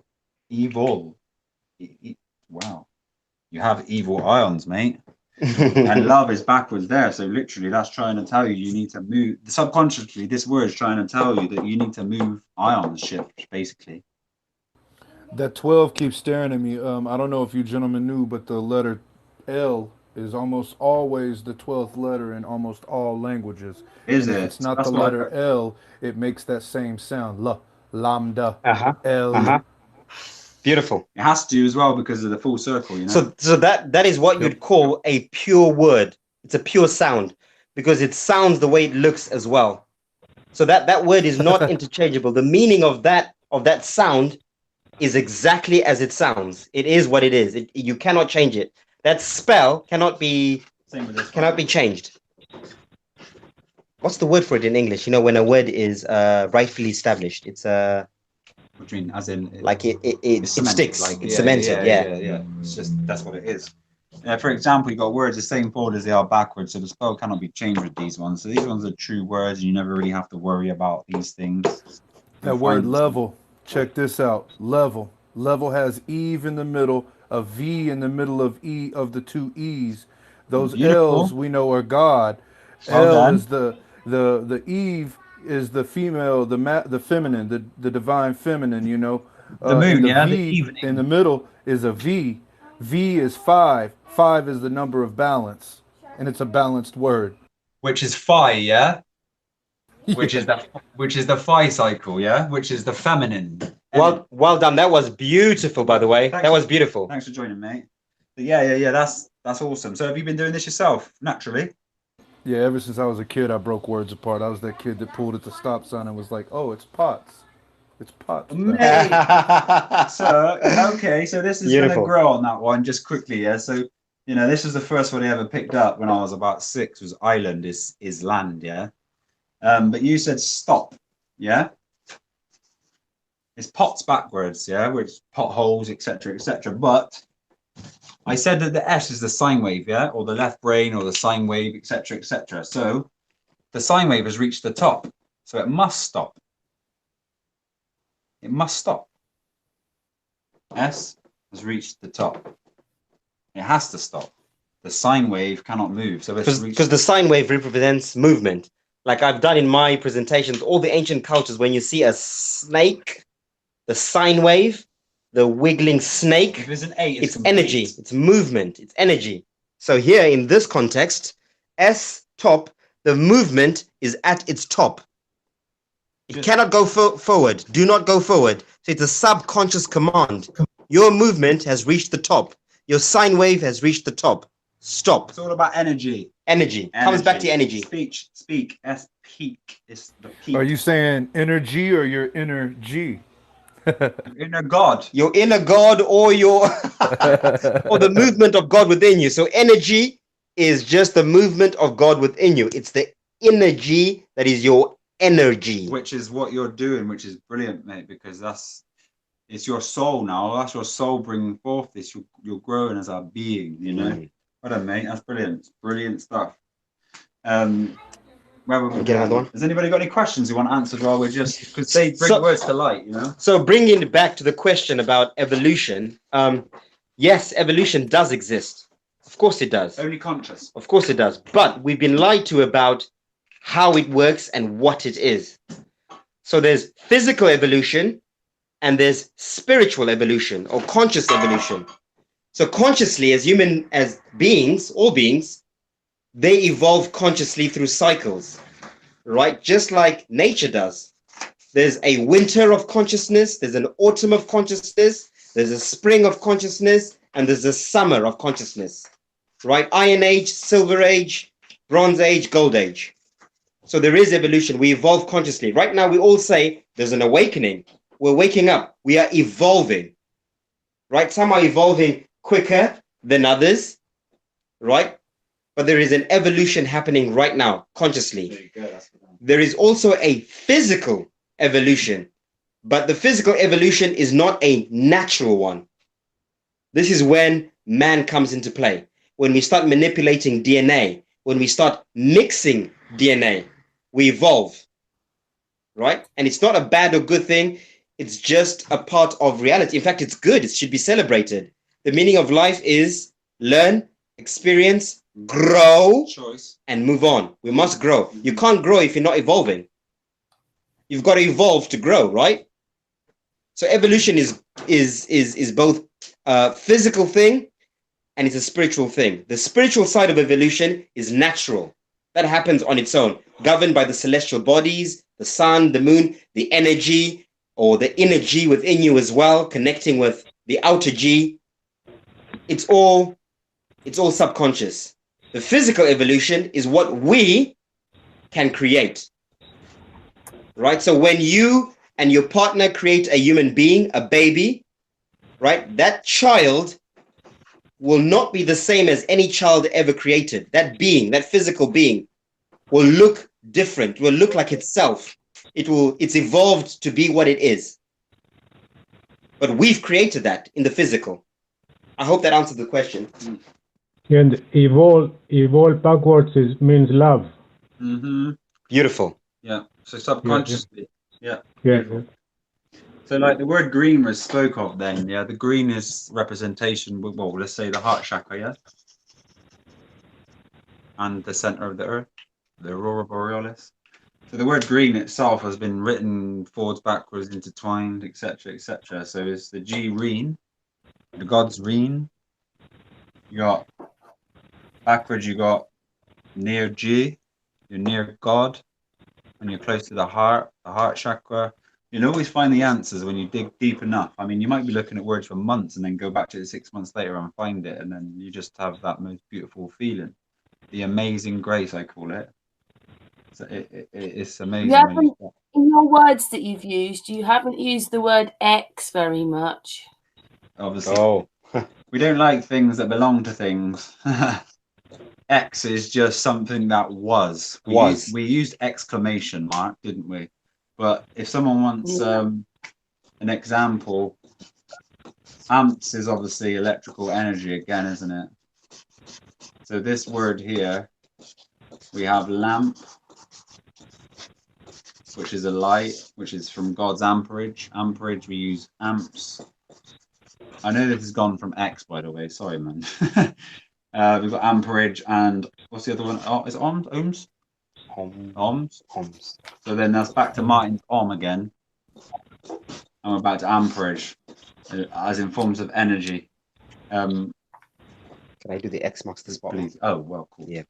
So the X, we know that X always marks the spot, right?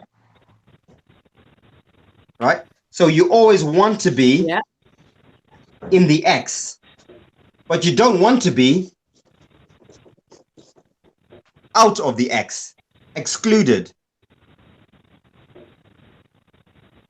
So when you hear someone saying for X ample, it means the ample that's away from the X. It's past. When you put the E, it's out of its context. So you want to be in the X. You don't want to be out of the X. You want to be X'd. Hexed. Right, so X is... What's the number of X in the alphabet? 23, 24. The reason I asked about the English languages, isn't the English language one of the languages to everyone else? Their language is the other way round to ours. Our language is back. Hola is hello, isn't it? Like hello is hello, and hola is hello backwards. Yeah, it's done for fun. You'll see this. Clever people are so clever that they like to leave marks for clever people. If it makes sense, like you know what I mean? Breadcrumbs, and it's fun, and it really becomes a journey when you start to understand this. And one day we're all going to be together doing this together, and all of our minds will just expand to exponential rates. You know, this is a building of the subconscious family, the new subconscious family. And it's true saying that, because now this doesn't upset us. We laugh now. It's funny. It's absolutely amusing. It's brilliant. It's genius what they've done with all the languages. And it's just one big game. And they're all just laughing and going, no one has a clue what is going on, but it's so simple. Poo shit, and it's right there. Poo shit, cunt, all these things. Have a look into them. See what you can make of them, because they're beautiful. Beautiful. Ass, troll light, ass, poo, shit, s, hit. The Pope has a staff. It says shit on it. It's got the 3 crosses. These things are cool. Have a look into them. Find your way, you know. Is there anything that we want to go into more, any other subjects, or is it language what many people want to see today? And well, I just wondered if you would break down those 2 words, etymology and synchronicity. We moved away from the so for example, the synchronicity, write it down here. The synchronicity, it's funny because Martin was saying the other day, we were saying, is it sinking in?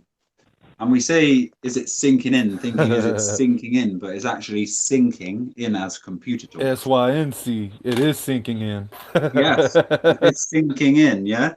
And that's exactly what it is. It's a frequency. It's amazing. So what was the word? Etymology? Etymology. We've got a dodgy pen. Etymology. Just to say, guys, the chat room are loving this. Aren't you, chat room? Brilliant. Something different. I'd double spot that. Cosmology. So it depends how you want to break this down. So logy is logos or a sign, for example. Log or logic is log. I see. No matter how mad it sounds, a log is a tree, and everything comes from the tree. So it's logic. Everything comes from the tree. It's logical. Okay, it's only from the tree. We live on a tree. It is just a tree. We live on one big tree. And if anybody doesn't understand that, you know, mountains grow from trees. Trees fall down. They create earth. If they're petrified, they turn to stone. If they're wet and moist, they turn to earth. It was just trees. We are the ants on the tree. We are the, what's the nice word that traps people in? What do they say? Not inhabitants. Countries. You know what I say now? Continents. Continents is contenants. You're contenants. And what's a tenant? You're conned where you live, mate. You live on business land. Time to grow out. Time to get out. So cosmology. Okay, cos and sin are sine waves, yeah? Mathematics and trigonometry. Trigonometry will play a massive role in your awakening as well. Please try and understand it. The mother's whole. So if you just allow me to just talk this one, because these words are kind of deep for the basic teaching, you know. These are the words I didn't really want to get into because I didn't want to have to confuse the initial training of the mind. But M is mother. It's all right. M is mother and middle, yeah. So you get a choice either side. Golden arches, okay. This is the representation of this symbol here. This word needs to be broken down into necessarily like hieroglyphs in the English language, because the English language is also hieroglyphic. It's just symbols at the end of the day. Then it goes down to numbers, and that's when you know all is number.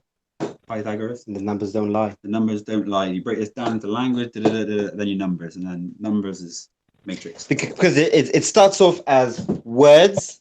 Words is the most hidden spell, or sentences rather.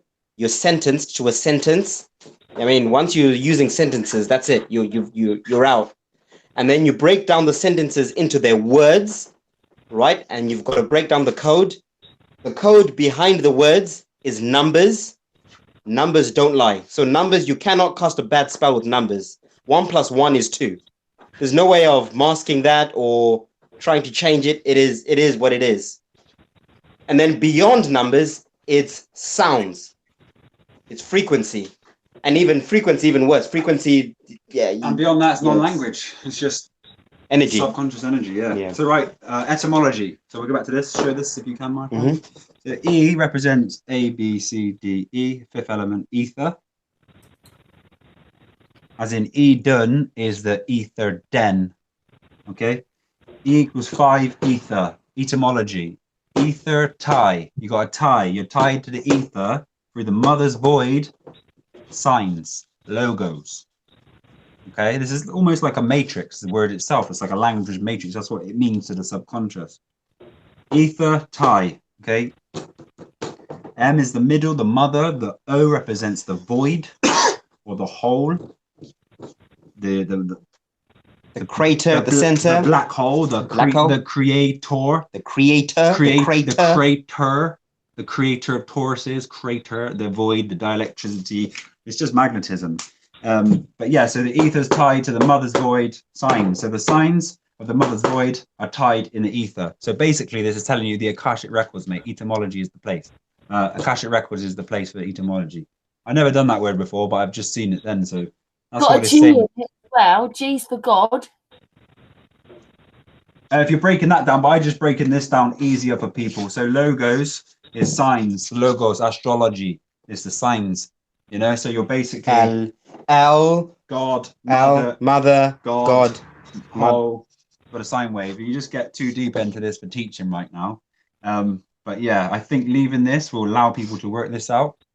But this is a nice start. So literally, yeah, the signs of the mother's void, which is the whole or creator or our goal, are tied in the ether. The ether is where the Akashic records are kept. And the only way to reach the ether is through spirit, thought, meditation, leaving matter behind, conscious evolution, or is it conscious? Or... And this is why they don't want people thinking. Matter is mother as well. Matter. Yes, mother. It's the mother's Taurus. Ma'at. It's matter. It's the mother's Taurus, as water is too. It's interchangeable. The W and the M are exactly the same. Yes, sir. Matter. Your mother is earth as well as water. Yes, sir. Yeah. Beautiful. Beautiful, mate. Matter. It's the mother's Tauruses. That's all it is. It's Tauruses. Everything's Taurus. Atoms. Atom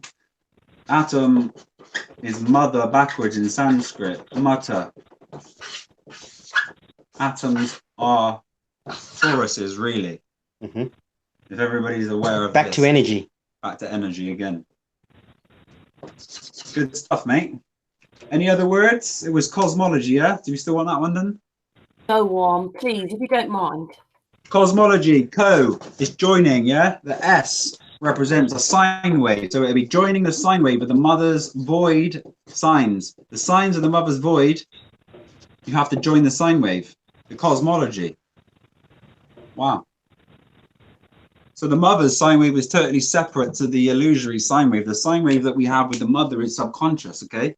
So this is deep word again. So this is like the mother's void logos are found joining with the subconscious. The sine waves, the mother's sine wave though. You have the mother's sine wave signs are co. So you're joining with the sine wave of the mother. And going back to what he's just saying now, something I've learned recently through doing this. Well, we've both learned this in the last few days, haven't we? Is that we're all saying we're in the conscious community. We all should be conscious. Like I said earlier on, no. That's an illusion. The conscious is an illusion. You don't want to be conscious. You want to be subconscious. The word is not conscious, it's chess. It's chess. Conning the chess. Con is a separate word. It's conscious. Conscious. Con we know is against us. Do we actually want to be conscious? This is all we're going to. If you look the definition for conscious, C-O-N-S-C-I-E-N-C-E, conscious, it just means to know. Yeah. But conscious is also a thought. So a thought is a left brain action. And we know all knowing, there is all knowing, and that's below the conscious line, yeah, the subconscious. So all I'm saying is the word chess itself is a single word, and the word con is a single word. The chessboard in Freemasonry has been left with light and dark, sun and moon. Yeah, and going back to what you're saying about the dictionary definition of conscious is what? To know. To know, right? So what do you know? Do you know what you know, or do you know what you've been told? What's know mean? Is it good or bad? Well, is it good? Most you of us only know what we've been told. Yes, sir. But those right. of us with eyes to see and ears to hear, we know what we know. Exactly. Brilliant. So that's subconscious. So now you're in the subconscious realms. That term kills me because we call it the subconscious, but we know it as our higher self. Isn't that funny? Yes. There you go. Brilliant. But almost you're told to rise above. You kind of rising below, you know? So it is the reverse. Yep. Everything is flipped. Everything. And also, you could also say it as when you're subconscious, you're now in the shadows. You're now part of the shadows. The darkness, and the darkness is where creation is made. And the darkness is where creation, and this is why secret societies are in the dark. They're in the subconscious. Because they know they're creating this reality. While you're trapped playing chess. While we're all being conscious, right? I don't know we're if being made conscious by the subconscious. I don't know if any of you gentlemen have ever seen the oldest conception of Kali Ma, but Kali Ma is dark as blackest black. And the reason being is because everything comes from the darkness. All creation, all destruction, everything come from the darkness. They got us running from the darkness when we should be learning more of the darkness. Brilliant. Yes, mate. And you know, a baby. Look inside of a womb where a baby come. Once the baby come out, it's a cavernous hole. What's inside placenta? Of this cavernous hole? Ah, the there you go. Enter, the placenta. Yeah. Placenta. You enter the placenta. The placenta. So I'm just going to leave a little nugget. We really didn't want to talk about this today. No? But I'm just going to leave it as a small nugget. The deception goes so far, guys. Everything is literally the reverse of the truth. Literally. So based on what you've just said, that beautiful example of everything being in the dark, nighttime and daytime have been reversed. Nighttime is actually daytime. We go to sleep. Nighttime is actually daytime. We should be sleeping when the sun is out. We should be awake and working under moonlight. That's why the sun makes you, honestly. Martin, as an earther, we're the night people because we're up all night anyway. Absolutely. And this is why all the best things are discovered at night, nighttime. You need to be a knight in shining armor, not someone who lives in a daze during the day. During the day, you're in a daze. The moon is the real sun. We should all be moon gazing, not sun gazing. That's why they call it daydreaming. Daydreaming. You're in a daze. We should all be sleeping during the day and doing stuff during the night. Does anybody know what the moon releases? And there's a highest point each evening that the moon releases melatonin. Loads of it. So when there's a full moon at 3 a.m., this is scientific. This is mainstream science. They say, if you go on Wikipedia even, and you say the witching hour, and just read about the witching hour, which is 3 a.m. in the morning when there's a full moon. And we said, what is a witch? Someone who creates what? Choice. Positive. Which one? Which one? A choice gives you choice. A witch gives you which one? Which? I'm a witcher. I give you choice. So they say the witching hour, the best hour to create choice is 3 a.m. during a full moon. And they say the moon, a full moon, raises your, what is it? I'm writing it down your now. melatonin. Melatonin, yeah. Melatonin. Right? 3 a.m. on a full moon, if you go outside and you moon bathe during a full moon, your melatonin rises in your body. Your DNA upgrades. And this is why they've switched it. They want you sleeping during that time. They want you to be afraid of the witching hour. Be afraid of 3 a.m. Be afraid of the full moon. They also have our time altered by about 7 or 8 days on the solstices and the equinoxes as well, because I've watched the moon and sun too close over the past 18 months now. I'm telling you, the days of 12 and 12 are not on the days that they tell you is the equinox. Brilliant. Brilliant. And the monks in monasteries in Greece start their service at 3 o'clock. In the morning. In the morning, yeah. Brilliant. There you go. There you go. There you go. So our reality has literally been switched the other way around. If you went out at night, right, if you do not like busyness, yeah? If you went out at night, would you see it? Business. Would you see busyness world? Would you see 9 till 5? Would you No. see a false matrix? No. Freedom. There we go. That's what we're going to... If you think about... also, sorry for interrupting, but if you think about our Islamic brothers and sisters, they wake up in the middle of the night to pray. They there have you go. Times that they, you know, they have their set times that they pray. Yes. And what's 13 times a day or some mess like that? I don't know. I wouldn't claim to know. I'm not. I try to stay away from those worldly things, religion in general. Brilliant, brilliant, brilliant. And you just say in the chat room, right? So Richard Burke says, so when we die, we walk into the light or not? You'll find that out if you keep doing this, mate. You'll find it out, you know. I don't want to make any decisions for your afterlife. But yeah, you will find it out. If you're getting the Easter eggs now, you're asking this question, it's never going to leave you.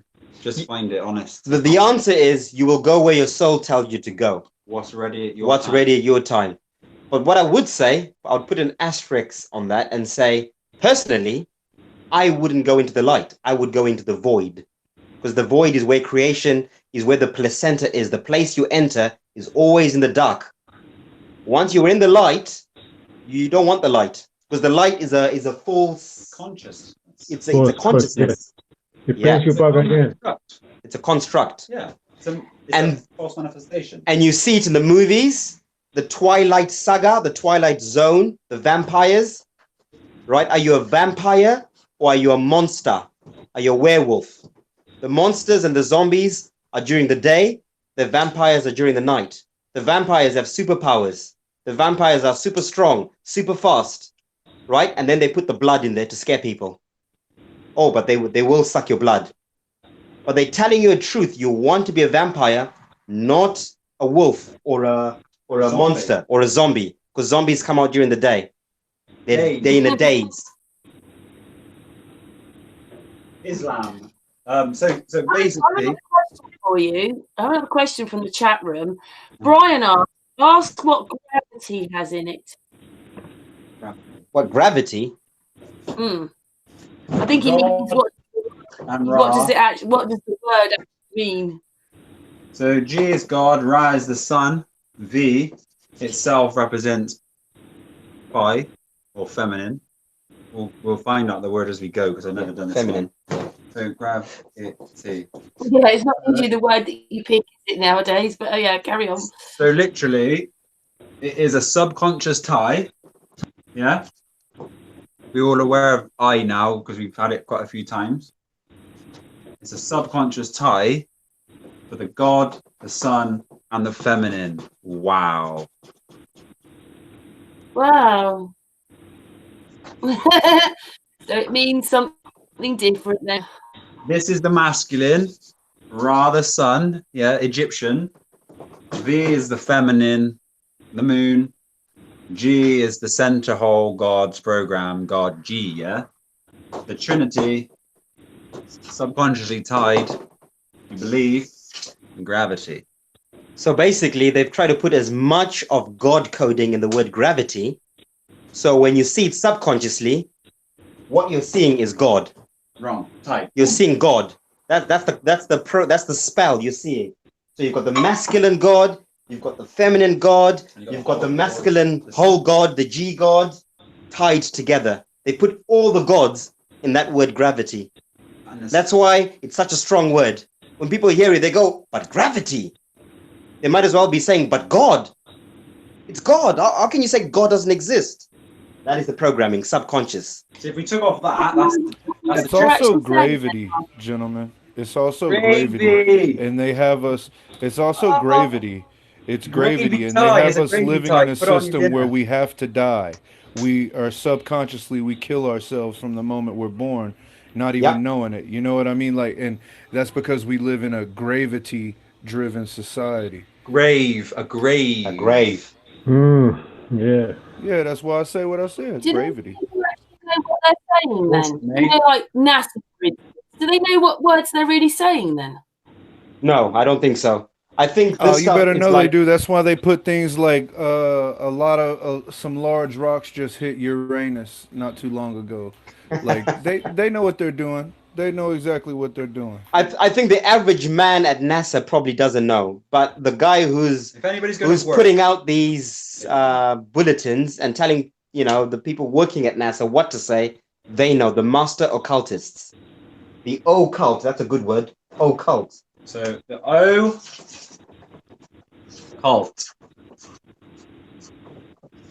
and we're gonna go with the hidden as well. Okay. This is the word. A long time ago, the word occultist got misconfused with a word called oculist, and oculist is another little. That's a big group as well. It's a big thing as well. Oculist is eye, right? Yes, sir. It got to do with oculist, just like a cult do. Yeah, it's almost having that vision, So the word occult is a culture as a group of beings as such. And the O represents the womb, the hole, the mother's void. Yeah. Occult means truth, right? It's hidden. It's a hidden. So it's hidden. So a hidden is the hidden. Yeah, which is the ether den. And the O cult. The O is the ether as such. It's the hole, it's the void. Yeah. And the cult is the culture. So it's literally the people that live there are hidden in the den, like the culture of the void, the people of the void. So going back to what we're saying about this cosmic wheel, about beings that visit from time to time, right? What we call occult religion or knowledge or whatever you want to call it, that is gnosis or knowledge from the Garden of Eden. It's the occult or the e-cult, if you like. The hidden culture. It's the true culture, the original culture. O can be original as well. It's the original culture. It's the real truth. That's why it's occult. It's hidden. Oh, yes, of course. What? So we should all be occultists. We should all try and find out what the hell is this occult stuff about. What are they hiding from us? Because occult is the original culture that we all come from. So we need to find out what is this hidden culture. To really help you guys as well, I wrote on the board so I didn't forget with the red-blue shift thing. It's day, night, cold, hot. If you study or look into Victor Schauberger with water, one of Victor Schauberger's fastest, biggest findings with water was the fact that in the daytime, water was slow, sluggish and lethargic, not free-flowing. And at nighttime, water is purified, fast-flowing, and charged. If we are made of water, there we go. So cold is the moon, hot is the sun. So when the sun is out, water slows down. The tides are slow, everything's slow. When the moon is out, water speeds up. The tides are quick, the water rushes quicker when the moon's out. The water is active. The purification is the key here, guys. So when we're out in the moonlight, the moon is purifying the water within you. During the day, the sun makes the water within you still. Tired. Hungry. In a daze. Right? In the morning, you have something called what? Breaking your fast. Because during the night, you are cold, you are fast. Your soul, your energy is fast. Right? You're not slow, you're fast during the night. Consciously. When you wake up, you're breaking your fast so you can be slow. Breakfast. S. Break your fast so you can be slow. Or eat your slow. You might as well say eat your slow. The low sine wave. slow, low sine wave, slow. So this we didn't really want to talk about the night and day thing, but I suppose it's come up now, and but it's really important. You know, I sun gazed a lot, and I've advocated for sun gazing, and we've just come across this recently that it's all twisted, it's all wrong. We should be moon bathing, not sun gazing, not sun gazing. And this is why a lot of the most intelligent people are nighttime people. I do all my best work at night. All my research, I do it at night. I can't do it during the day. During the day, I'm in a daze. I'm doing weekday stuff. At night, the portal's open. I'm thinking, I'm researching ideas, right? People come from work, they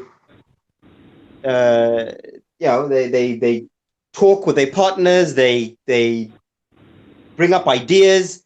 Everything happens at night. All the best things happen at night because the moon is the real sun.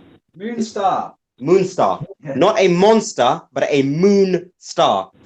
They've taken the eye out of the moon to make it a monster. Any questions? Wow. Wow. Well, people in the chat room are saying, I'm going to have to watch this again. Make sure they've understood it and watch it all again. So there you go. They're going to be watching. That's cool. Does anybody want to know anything else, like the broad spectrum of like? Yeah. Is there anything else? We can do another one on healing another time. Yeah. Yeah. We just keep it to this. Yeah. Well, we'll wrap up now. Another 10 minutes. Yeah. Cool. Any questions then? Anybody want to guess? Yeah, there's one. Hang on, I can't find the one. Someone just said something just a minute ago. Please, more on night and day. Maybe a special program just on this topic. There you go. You've got to come back now and do the night and the day. Yeah. That's a really big one, and that's something that we've sort of started finding out in the last week or so. But it's it's beautiful, and in fact, I think we've decoded what the moon might be. Yeah. And I'm just going to put it out there to let it simmer, and hopefully other people will add to it. But going back to fast, slow, hot, cold, blue shift, red shift, the moon is blue, the sun is hot. You don't want red shift, you want blue shift. We know blue is 2, yeah? 2 luminous, bioluminescent. Bioluminescent, okay? Martin, correct on. Yep. But anyway, the moon that we see up in the sky is a projection. It's a hologram. It's a holographic projection of the black sun, Mercury, in Eden at the center. Home. So what we say is the moon, that is the underneath side of the central sun in Eden right now, projecting itself onto our dome. And that's what we see as the moon. So the moon and Mercury are one. That's why the Mercury and the moon has Mercury. 2 sexes, Baphomet. 2 sexes, Baphomet. That's what Baphomet is. That's what they're telling you. And that symbolism of Baphomet. You know, the goat, one hand up, one hand down. I'm projecting. As above, so below. So when you're moon bathing, when you're speaking to the moon, you're actually speaking to the black sun, the sun of the realm at the center. That's what you're doing. That's where you're projecting your energy. So the moon is a projection of the black sun or Mercury or Thoth or Hermes. Subconscious that is right at the center of the earth. That is what the moon is. And when we see the phases of the moon, it's because the sun at the center is revolving around the pole. And as it's revolving around the pole, this is what you're seeing as the covering of the hologram in the sky. It's a hologram. Nodes. So a moon doesn't exist. The only celestial body in our torus field that is a electrical thing or physical or even half etherical thing is the sun. The moon is a projection. The same goes with Venus. Venus is a projection of our sun.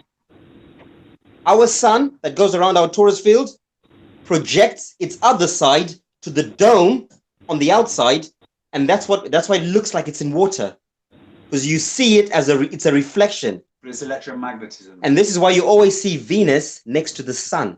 Wherever the sun is, Venus is close by. because it's the shadow of our sun.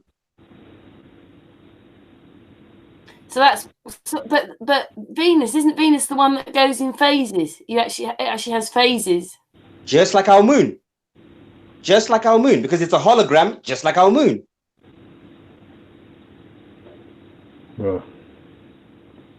Well, there is another question.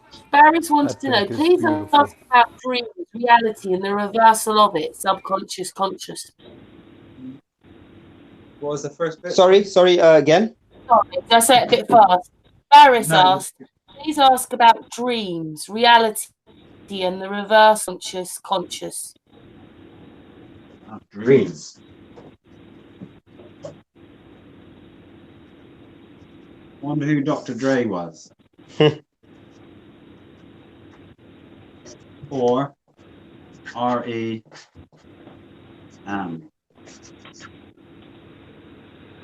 Rightfully establish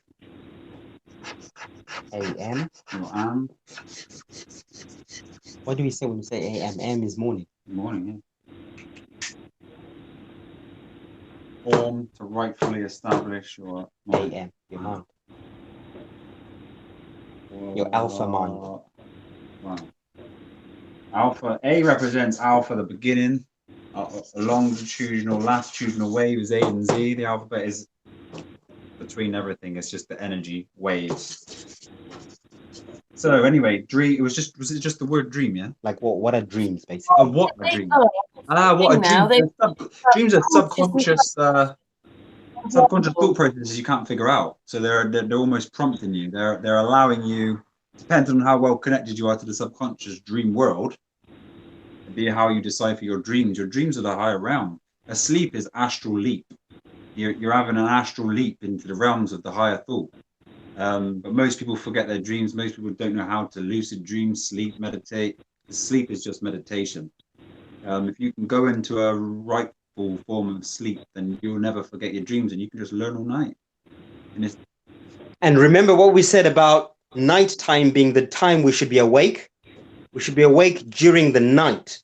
The reason being because when you're at night, this is when the dielectricity or the diamagnetism from the moon, right, the holographic projection coming from the back sun, the blue shift, this activates your subconscious.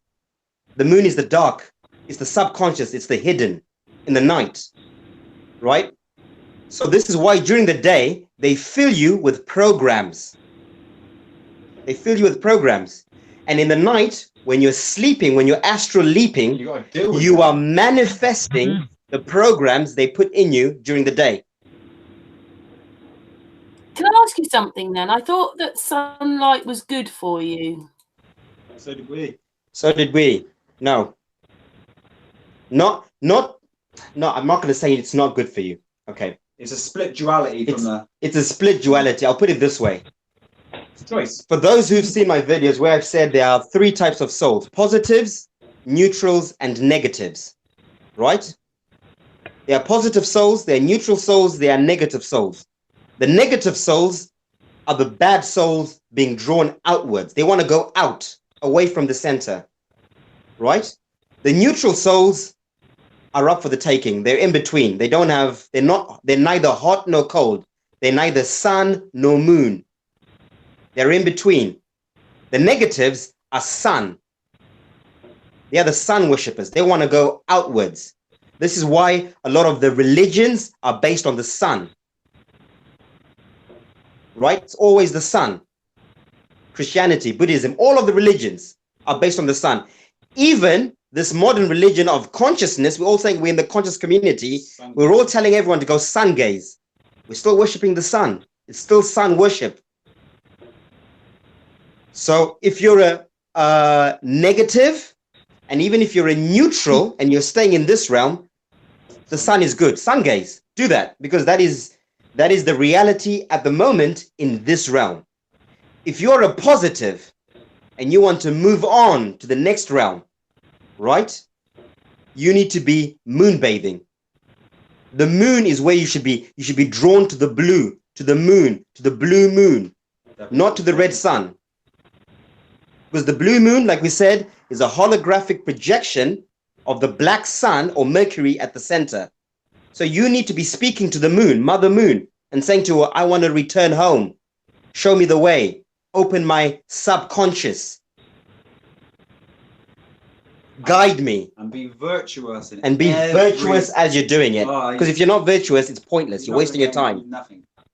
Nothing. You have to be nice to everybody in every action. Change those thought processes. You'll create havoc if you don't. It's all about deprogramming, reprogramming, twin pillars, destruction, rebuild. Rebuild. Rebuild. I've got another question. Peter wanted to know who is they? They? Manifestation. All of us. All of us. We are they. We are they. So subconscious. Those of us is they. Those of us figuring out this, and you know, the occultists talk about. We're reading Aleister Crowley today, and he says in his book, what book was it? Well, one of his books anyway. The Moonchild? Moonchild. Yeah. Moonchild. But in one of his books, he was saying the Illuminati, or the illuminated, or the initiated into the subconscious, the ones that become the elite, are not always the people in secret societies or the people in high positions of power. They are more initiated people who are in ordinary lives like you and me. We are now initiated. We are now the illuminated. Now we, on the chessboard, going back to the checkerboard, we could choose the light path or the dark path with this knowledge. With this knowledge, I guarantee you, me and Josh could become billionaires tomorrow. I guarantee it. We could become ministers. We could get into the matrix and control it. We've become business people with this knowledge. We've taken the dark path, the dark square on the chessboard. That's going down in consciousness. We become they. Eventually. We might not even be working directly with some of the other theys, but we are now part of the they. And the they is we. So the they does not have a face or a name. It is anyone who's become initiated, who's figured out these spells and how to work them. And once you get to a stage where you can now manifest, you know, the right time, the right place, 3 a.m., full moon, lots of melatonin, you're casting spells, you're witching during the witching hour, you're creating your own choice, your own reality, you're doing your own white or black magic, right? You now become a they. We want to be white magicians, which is why we're sharing this, which is why we're open. We're not hiding it. We're not the black square, we're the white square. So we'll share it. We've got nothing to hide. We want to create magic, white magic, good magic. Right? So to create good magic, we need good energy. We need light energy. We need the right virtues, not the left virtues, the right ones. Right. And then we'll start manifesting good magic, literally. You won't be trusted with anything if you aren't good, you know. It's the most important thing in the world, is to be absolutely kind to everything and everyone, and you will see your world change. And if you're not, do it and watch it change, and then you'll understand how your world works. Because your world works through virtues. It's a virtuous reality. Not virtual. Study the word vert. Divert, advert, virtual. Vert green. You'll see what it's saying to you. Okay? Yeah, it's a virtuous reality, guys. So let's be good and start spreading this love, and then.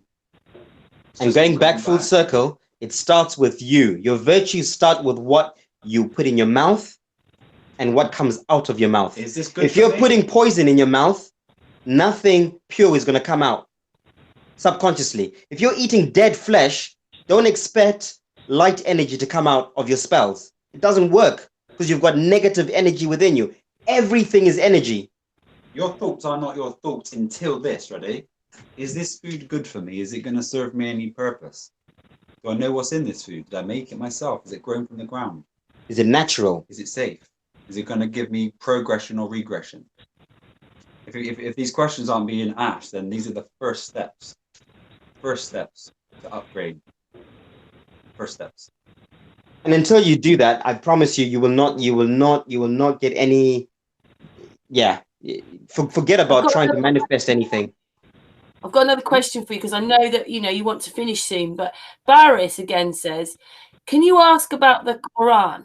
says on the day of judgment, sun and moon will be eclipsed. Please ask Martin. Does that information resonate with him? It means they come together. They come together. Which is what Baphomet is. Which is what the goal is, to become masculine, feminine perfection.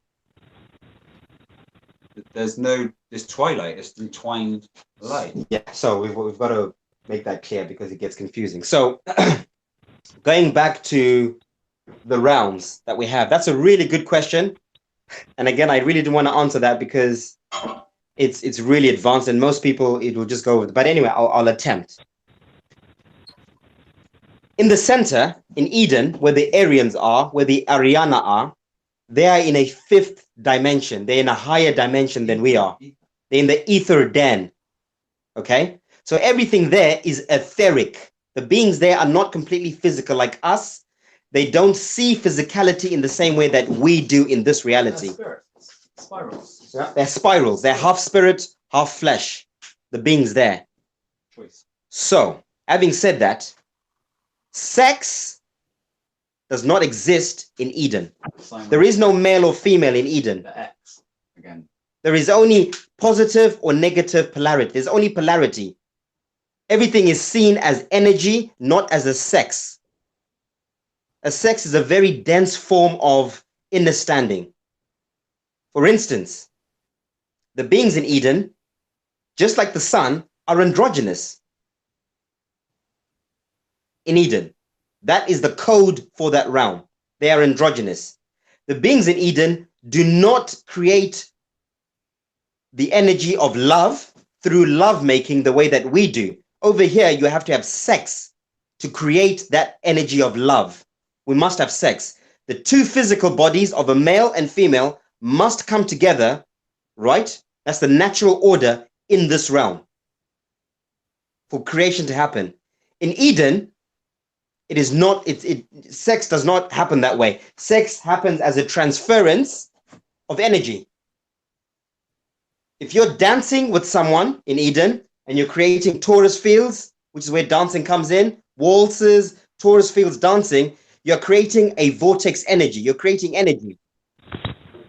There's your orgasm. There's your orgasm. So what it is, when you become so enlightened that the physical has no bearing, then this is when your consciousness will you'll want this, you know. Growth, you know. Before, when you were younger, you thought you couldn't live without a PlayStation, and now you don't want one. Before, you thought you couldn't live with a body, and now you don't want one. No different. So going back to that code, that's a good point. That code only works in Eden, because that is the code for that dimension at that time, at this time. So a lot of these occultists, what they've done, some of these beings are negative Polarians who understand these truths we're talking about. So when they do bad things, to them, when they're doing pedophilia, they're not hurting a child. It's a transference of energy. It's just energy. It's just business. Do you understand that? They're using the wrong code. In Eden, right, because there is no sex, you can have an orgasm with any being because it's not a sexual thing. It's a transference of love energy. But you cannot do that here because the physical code of this reality is not coded to that.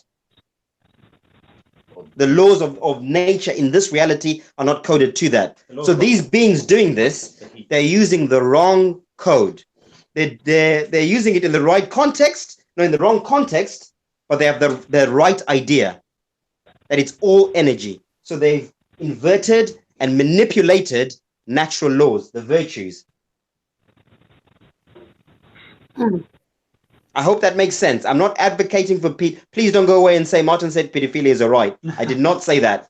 I know there'll be some idiots out there who'll be going around saying that. I did not say that. What I said was everything is energy in the universe. When you bring it down, it's all ions. It all breaks down to energy. In Eden, in the etheric den, at the center, right? Because everything is etheric, everything is governed by energy in its purest form. So things like sex, as we know it, do not exist in Eden. You do not need to have sexual intercourse to have an orgasm. You can do that by creating energy torus fields, dancing, laughing. Right?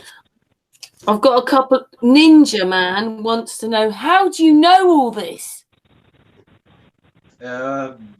By giving you the examples of what we did to get there as such, you know, like virtues. Virtues is the most important thing you can ever leave. And then the rest of it is the language, subconscious, etc., etc. And it will just unfold for yourself. Like I've said before, right? If you're out looking to expose lies, you are going to find lies. Create more lies. You're going to create more lies. You're going to find lies because that's what you're looking for. Energy goes where attention flows. When I began this journey, I was not interested in exposing the lies. I don't care about the lies. I want the truth. I'm here to find truth, not expose lies. Right? So I went out looking for the truth. Ourselves, right? Without fear. So a lot of people say, oh yeah, well, I'm looking for the truth. Then you say, well, have you read Aleister Crowley? Oh, that's satanic stuff. I don't read Satanism. Fear. It's been put there to block you from looking at it. It's another 9/11. Are you controlled? They put evil things behind occult knowledge, original knowledge, to scare people away from it. They put the Baphomet and tell you it's Satanism to scare you away from it. It's not satanic. It's a beautiful thing once you understand what it represents. And even the lower chakra beings, they wouldn't even know what a Baphomet was, so they wouldn't even have It's not evil. It's not the devil. They wouldn't even get into their conscious thought processes. It's not. The game is just perfect. It's there to scare people, the uninitiated. And the occultists tell you. Aleister Crowley in his book, he wrote it. We put these things, we hide them in plain sight, but we put fear in people to scare them so they don't look. And by that, they are ignorant and they are blissful. Ignorant is bliss. They go around saying, oh, it's Satanism, that occult stuff. You've missed out on original culture because you've been driven away. You've not gone past the first firewall, the first buffer. So myself, I'm not afraid to read the Satanic Bible. I read the Satanic Bible the same way I read the Christian Bible, the same way I read the Quran, the same way I read the Avestas, because I'm looking for the truth in what those books are saying, not the lies. The lies reveal themselves, and I say, I'm not going to go with that. They're telling us to sacrifice babies. That is obviously a lie. But what is the truth behind that? What are they saying? What is the underlying truth? What is the hidden message? What is the spelling? What are they trying to spell out for us? And masking it with fear. Thank you. Barris in the chat room said, thank you very much. You've answered the questions. Really great for him. So just to let you, Martin and Josh, know that's what he said. Can I just put this? There's just one more question that I saw in the chat room.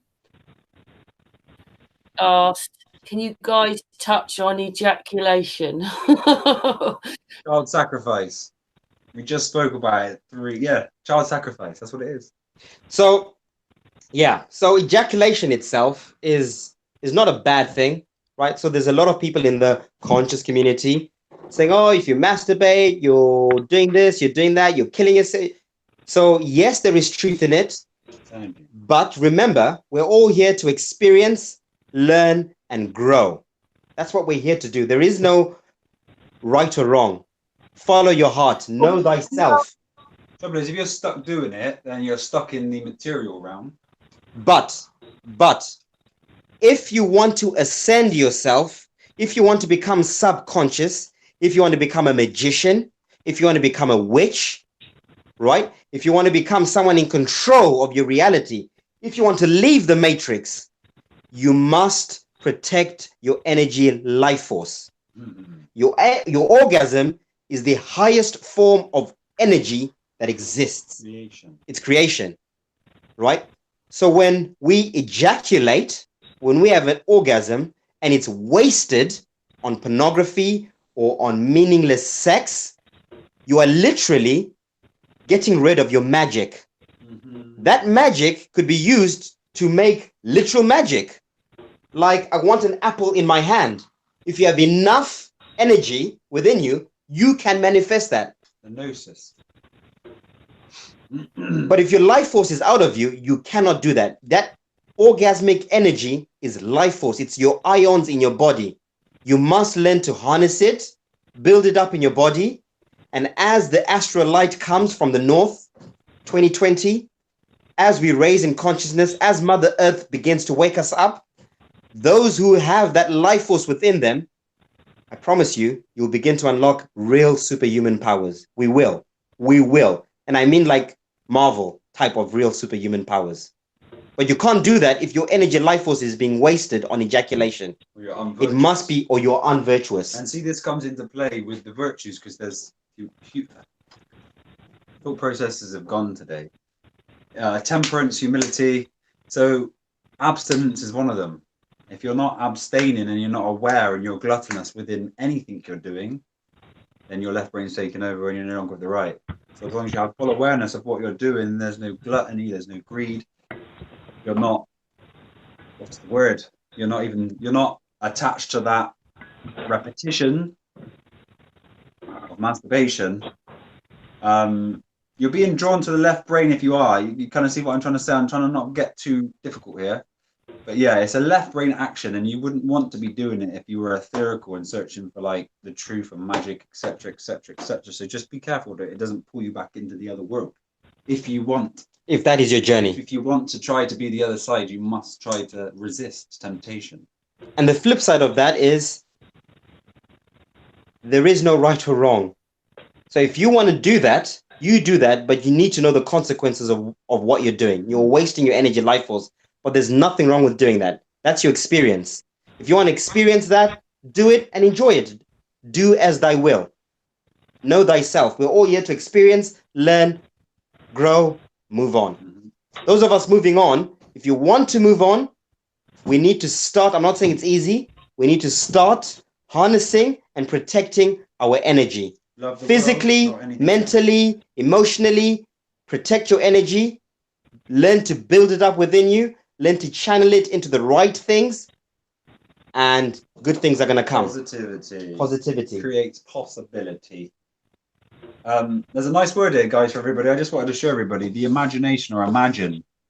It's actually telling you that you're a genie, mate. I'm a genie.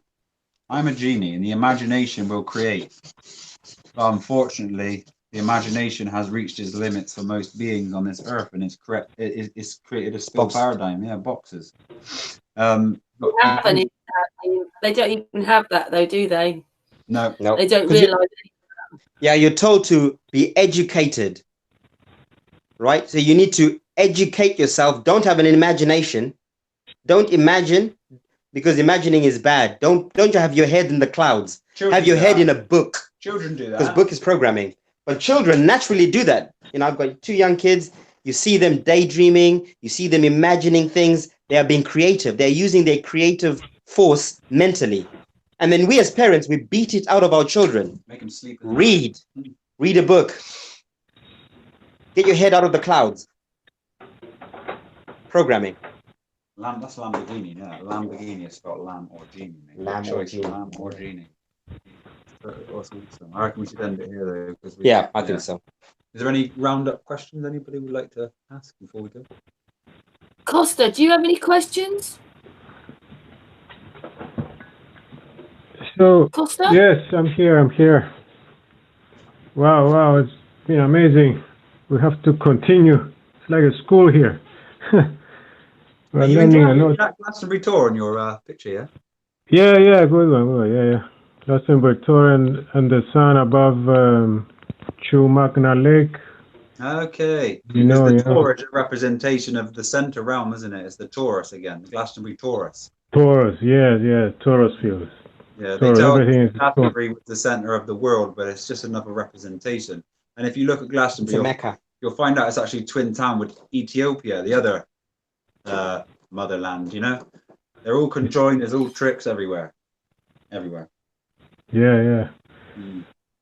So, yeah, many of the words you said, I think maybe 70% are Greek, basically.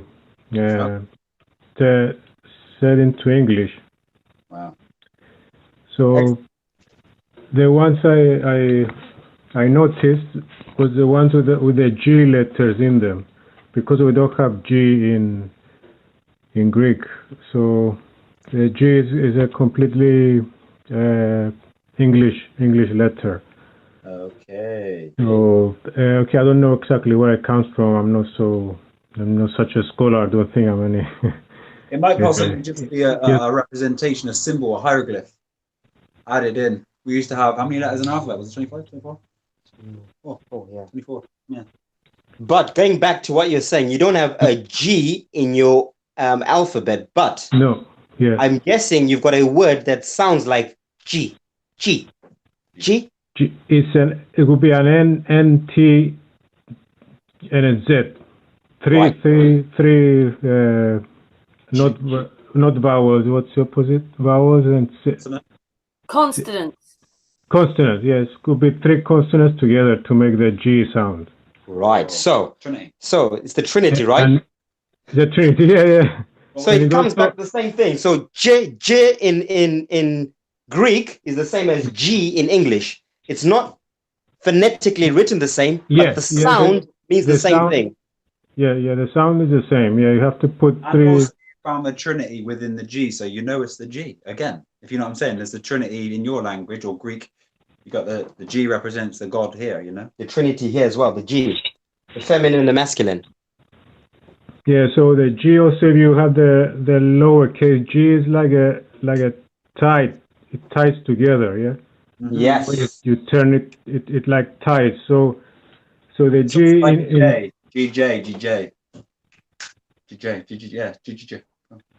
Yeah, you turn it around. So in words like marriage, for example, in Greek would be gamos. Gamos is the gamma. So the G, I mean all the Greek words that have G in them in English, like English, England, okay, is Anglia. Anglia, that's it's a double gamma. Then the gamma is the third letter, so alpha, beta, gamma. And the alpha is the projection of the light of the sun. Alpha, the light masculine. Coming towards the earth, okay? And then the beta is a spiraling light coming towards the earth. And the gamma is when the light lands on earth, and it's a gamos, it's a marriage. It's a marriage.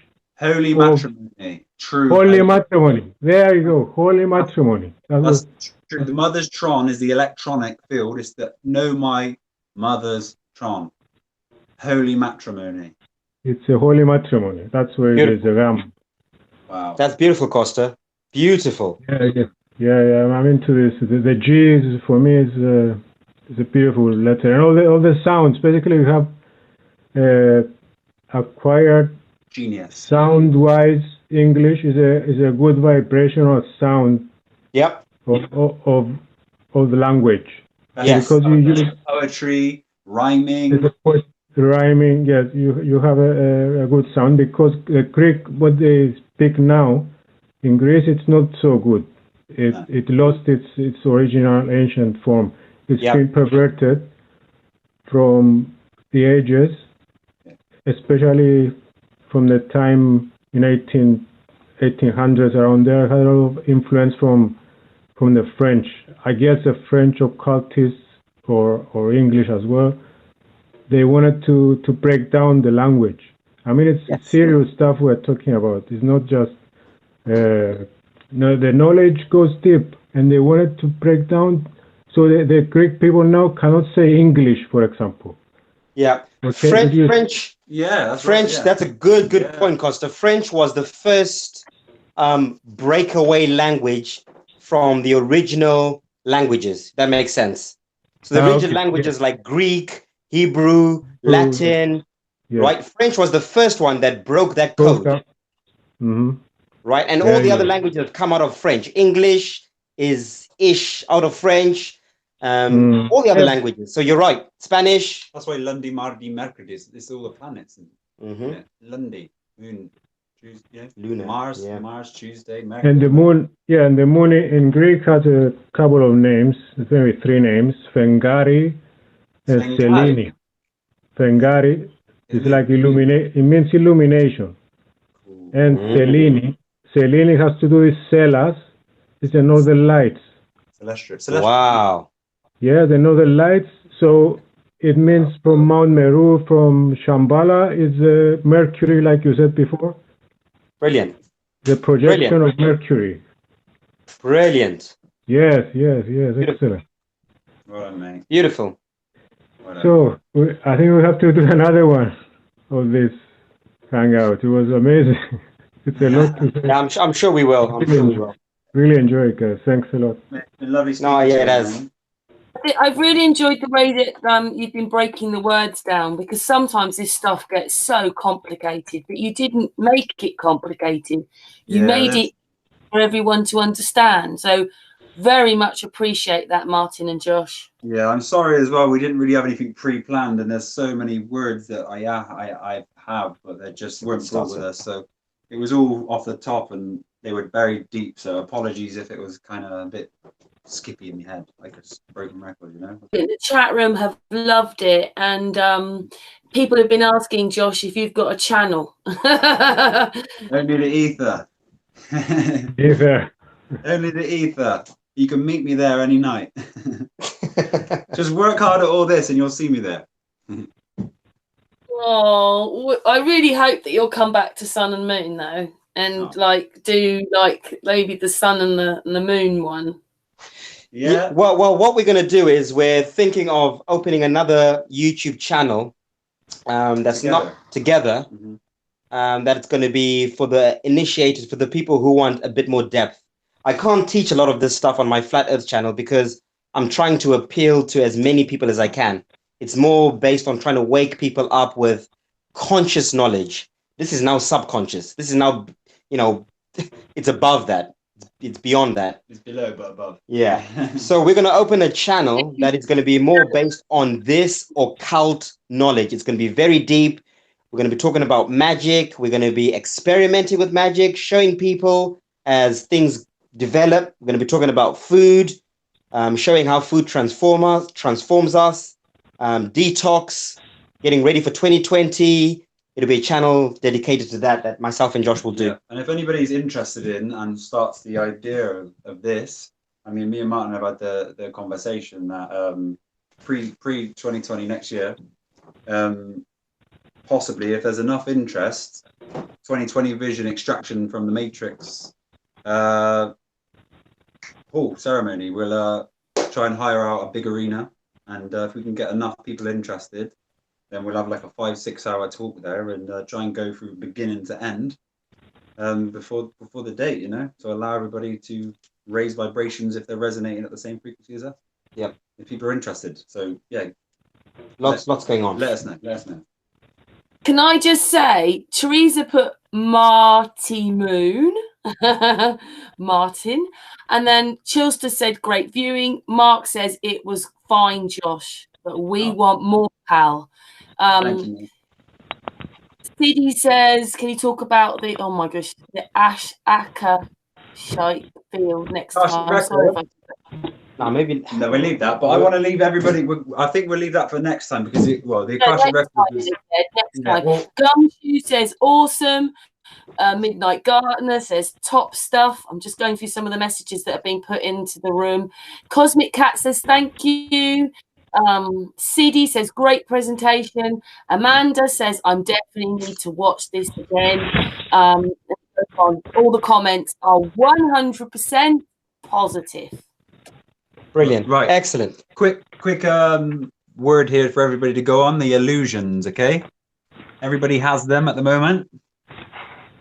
The ill, you, sine wave, ions. The ions in your sine wave are ill. Not well. The illusion is not well. And even backwards, you'll know this word has true cement when you say the noise, which is the frequency of you, is a lie. Lie. Noise, you lie, ill, you Zion, or S ion, which is the frequency of ions. Illusions. We need to get rid of all of our illusions, guys. And that's what the word's telling us itself, subconsciously. Forwards, backwards, intertwined. It's been really nice talking to everybody today. Yes, the chat room will still say, Richard Burke says, great stuff. Marie says, awesome, thank you. And it just goes on. Ben goes, whoa. It just goes on. Everything is very positive. And I just like to say thank you very much. What's really nice about you two is that there's no ego thing going on. You're not going me in the middle of it. You've done a really and thank you. My family here. This is family, mate. This is pure love here. This is amazing. All we want to do is spread it and love. Just... Thank you, guys. Thank you. And build from here. Yeah. If we say goodbye on air, can we just say goodbye off air? Of course. Yeah, sure. Yeah, just say goodbye to each other off air. Chat room, I really hope that you've enjoyed Martin and Josh, and thank you very much, guys, and thank you very much, chat room, and we're back tomorrow. So thank you so much. Our pleasure. Thank Our pleasure. You're welcome. Bye. Bye, everybody. Cheers, guys. Bye, Thank you so much. Mwah, to the chat room and mwah, to the panel. So see you tomorrow. Thank you so much, Martin and Josh. That was brilliant. Welcome. No problem.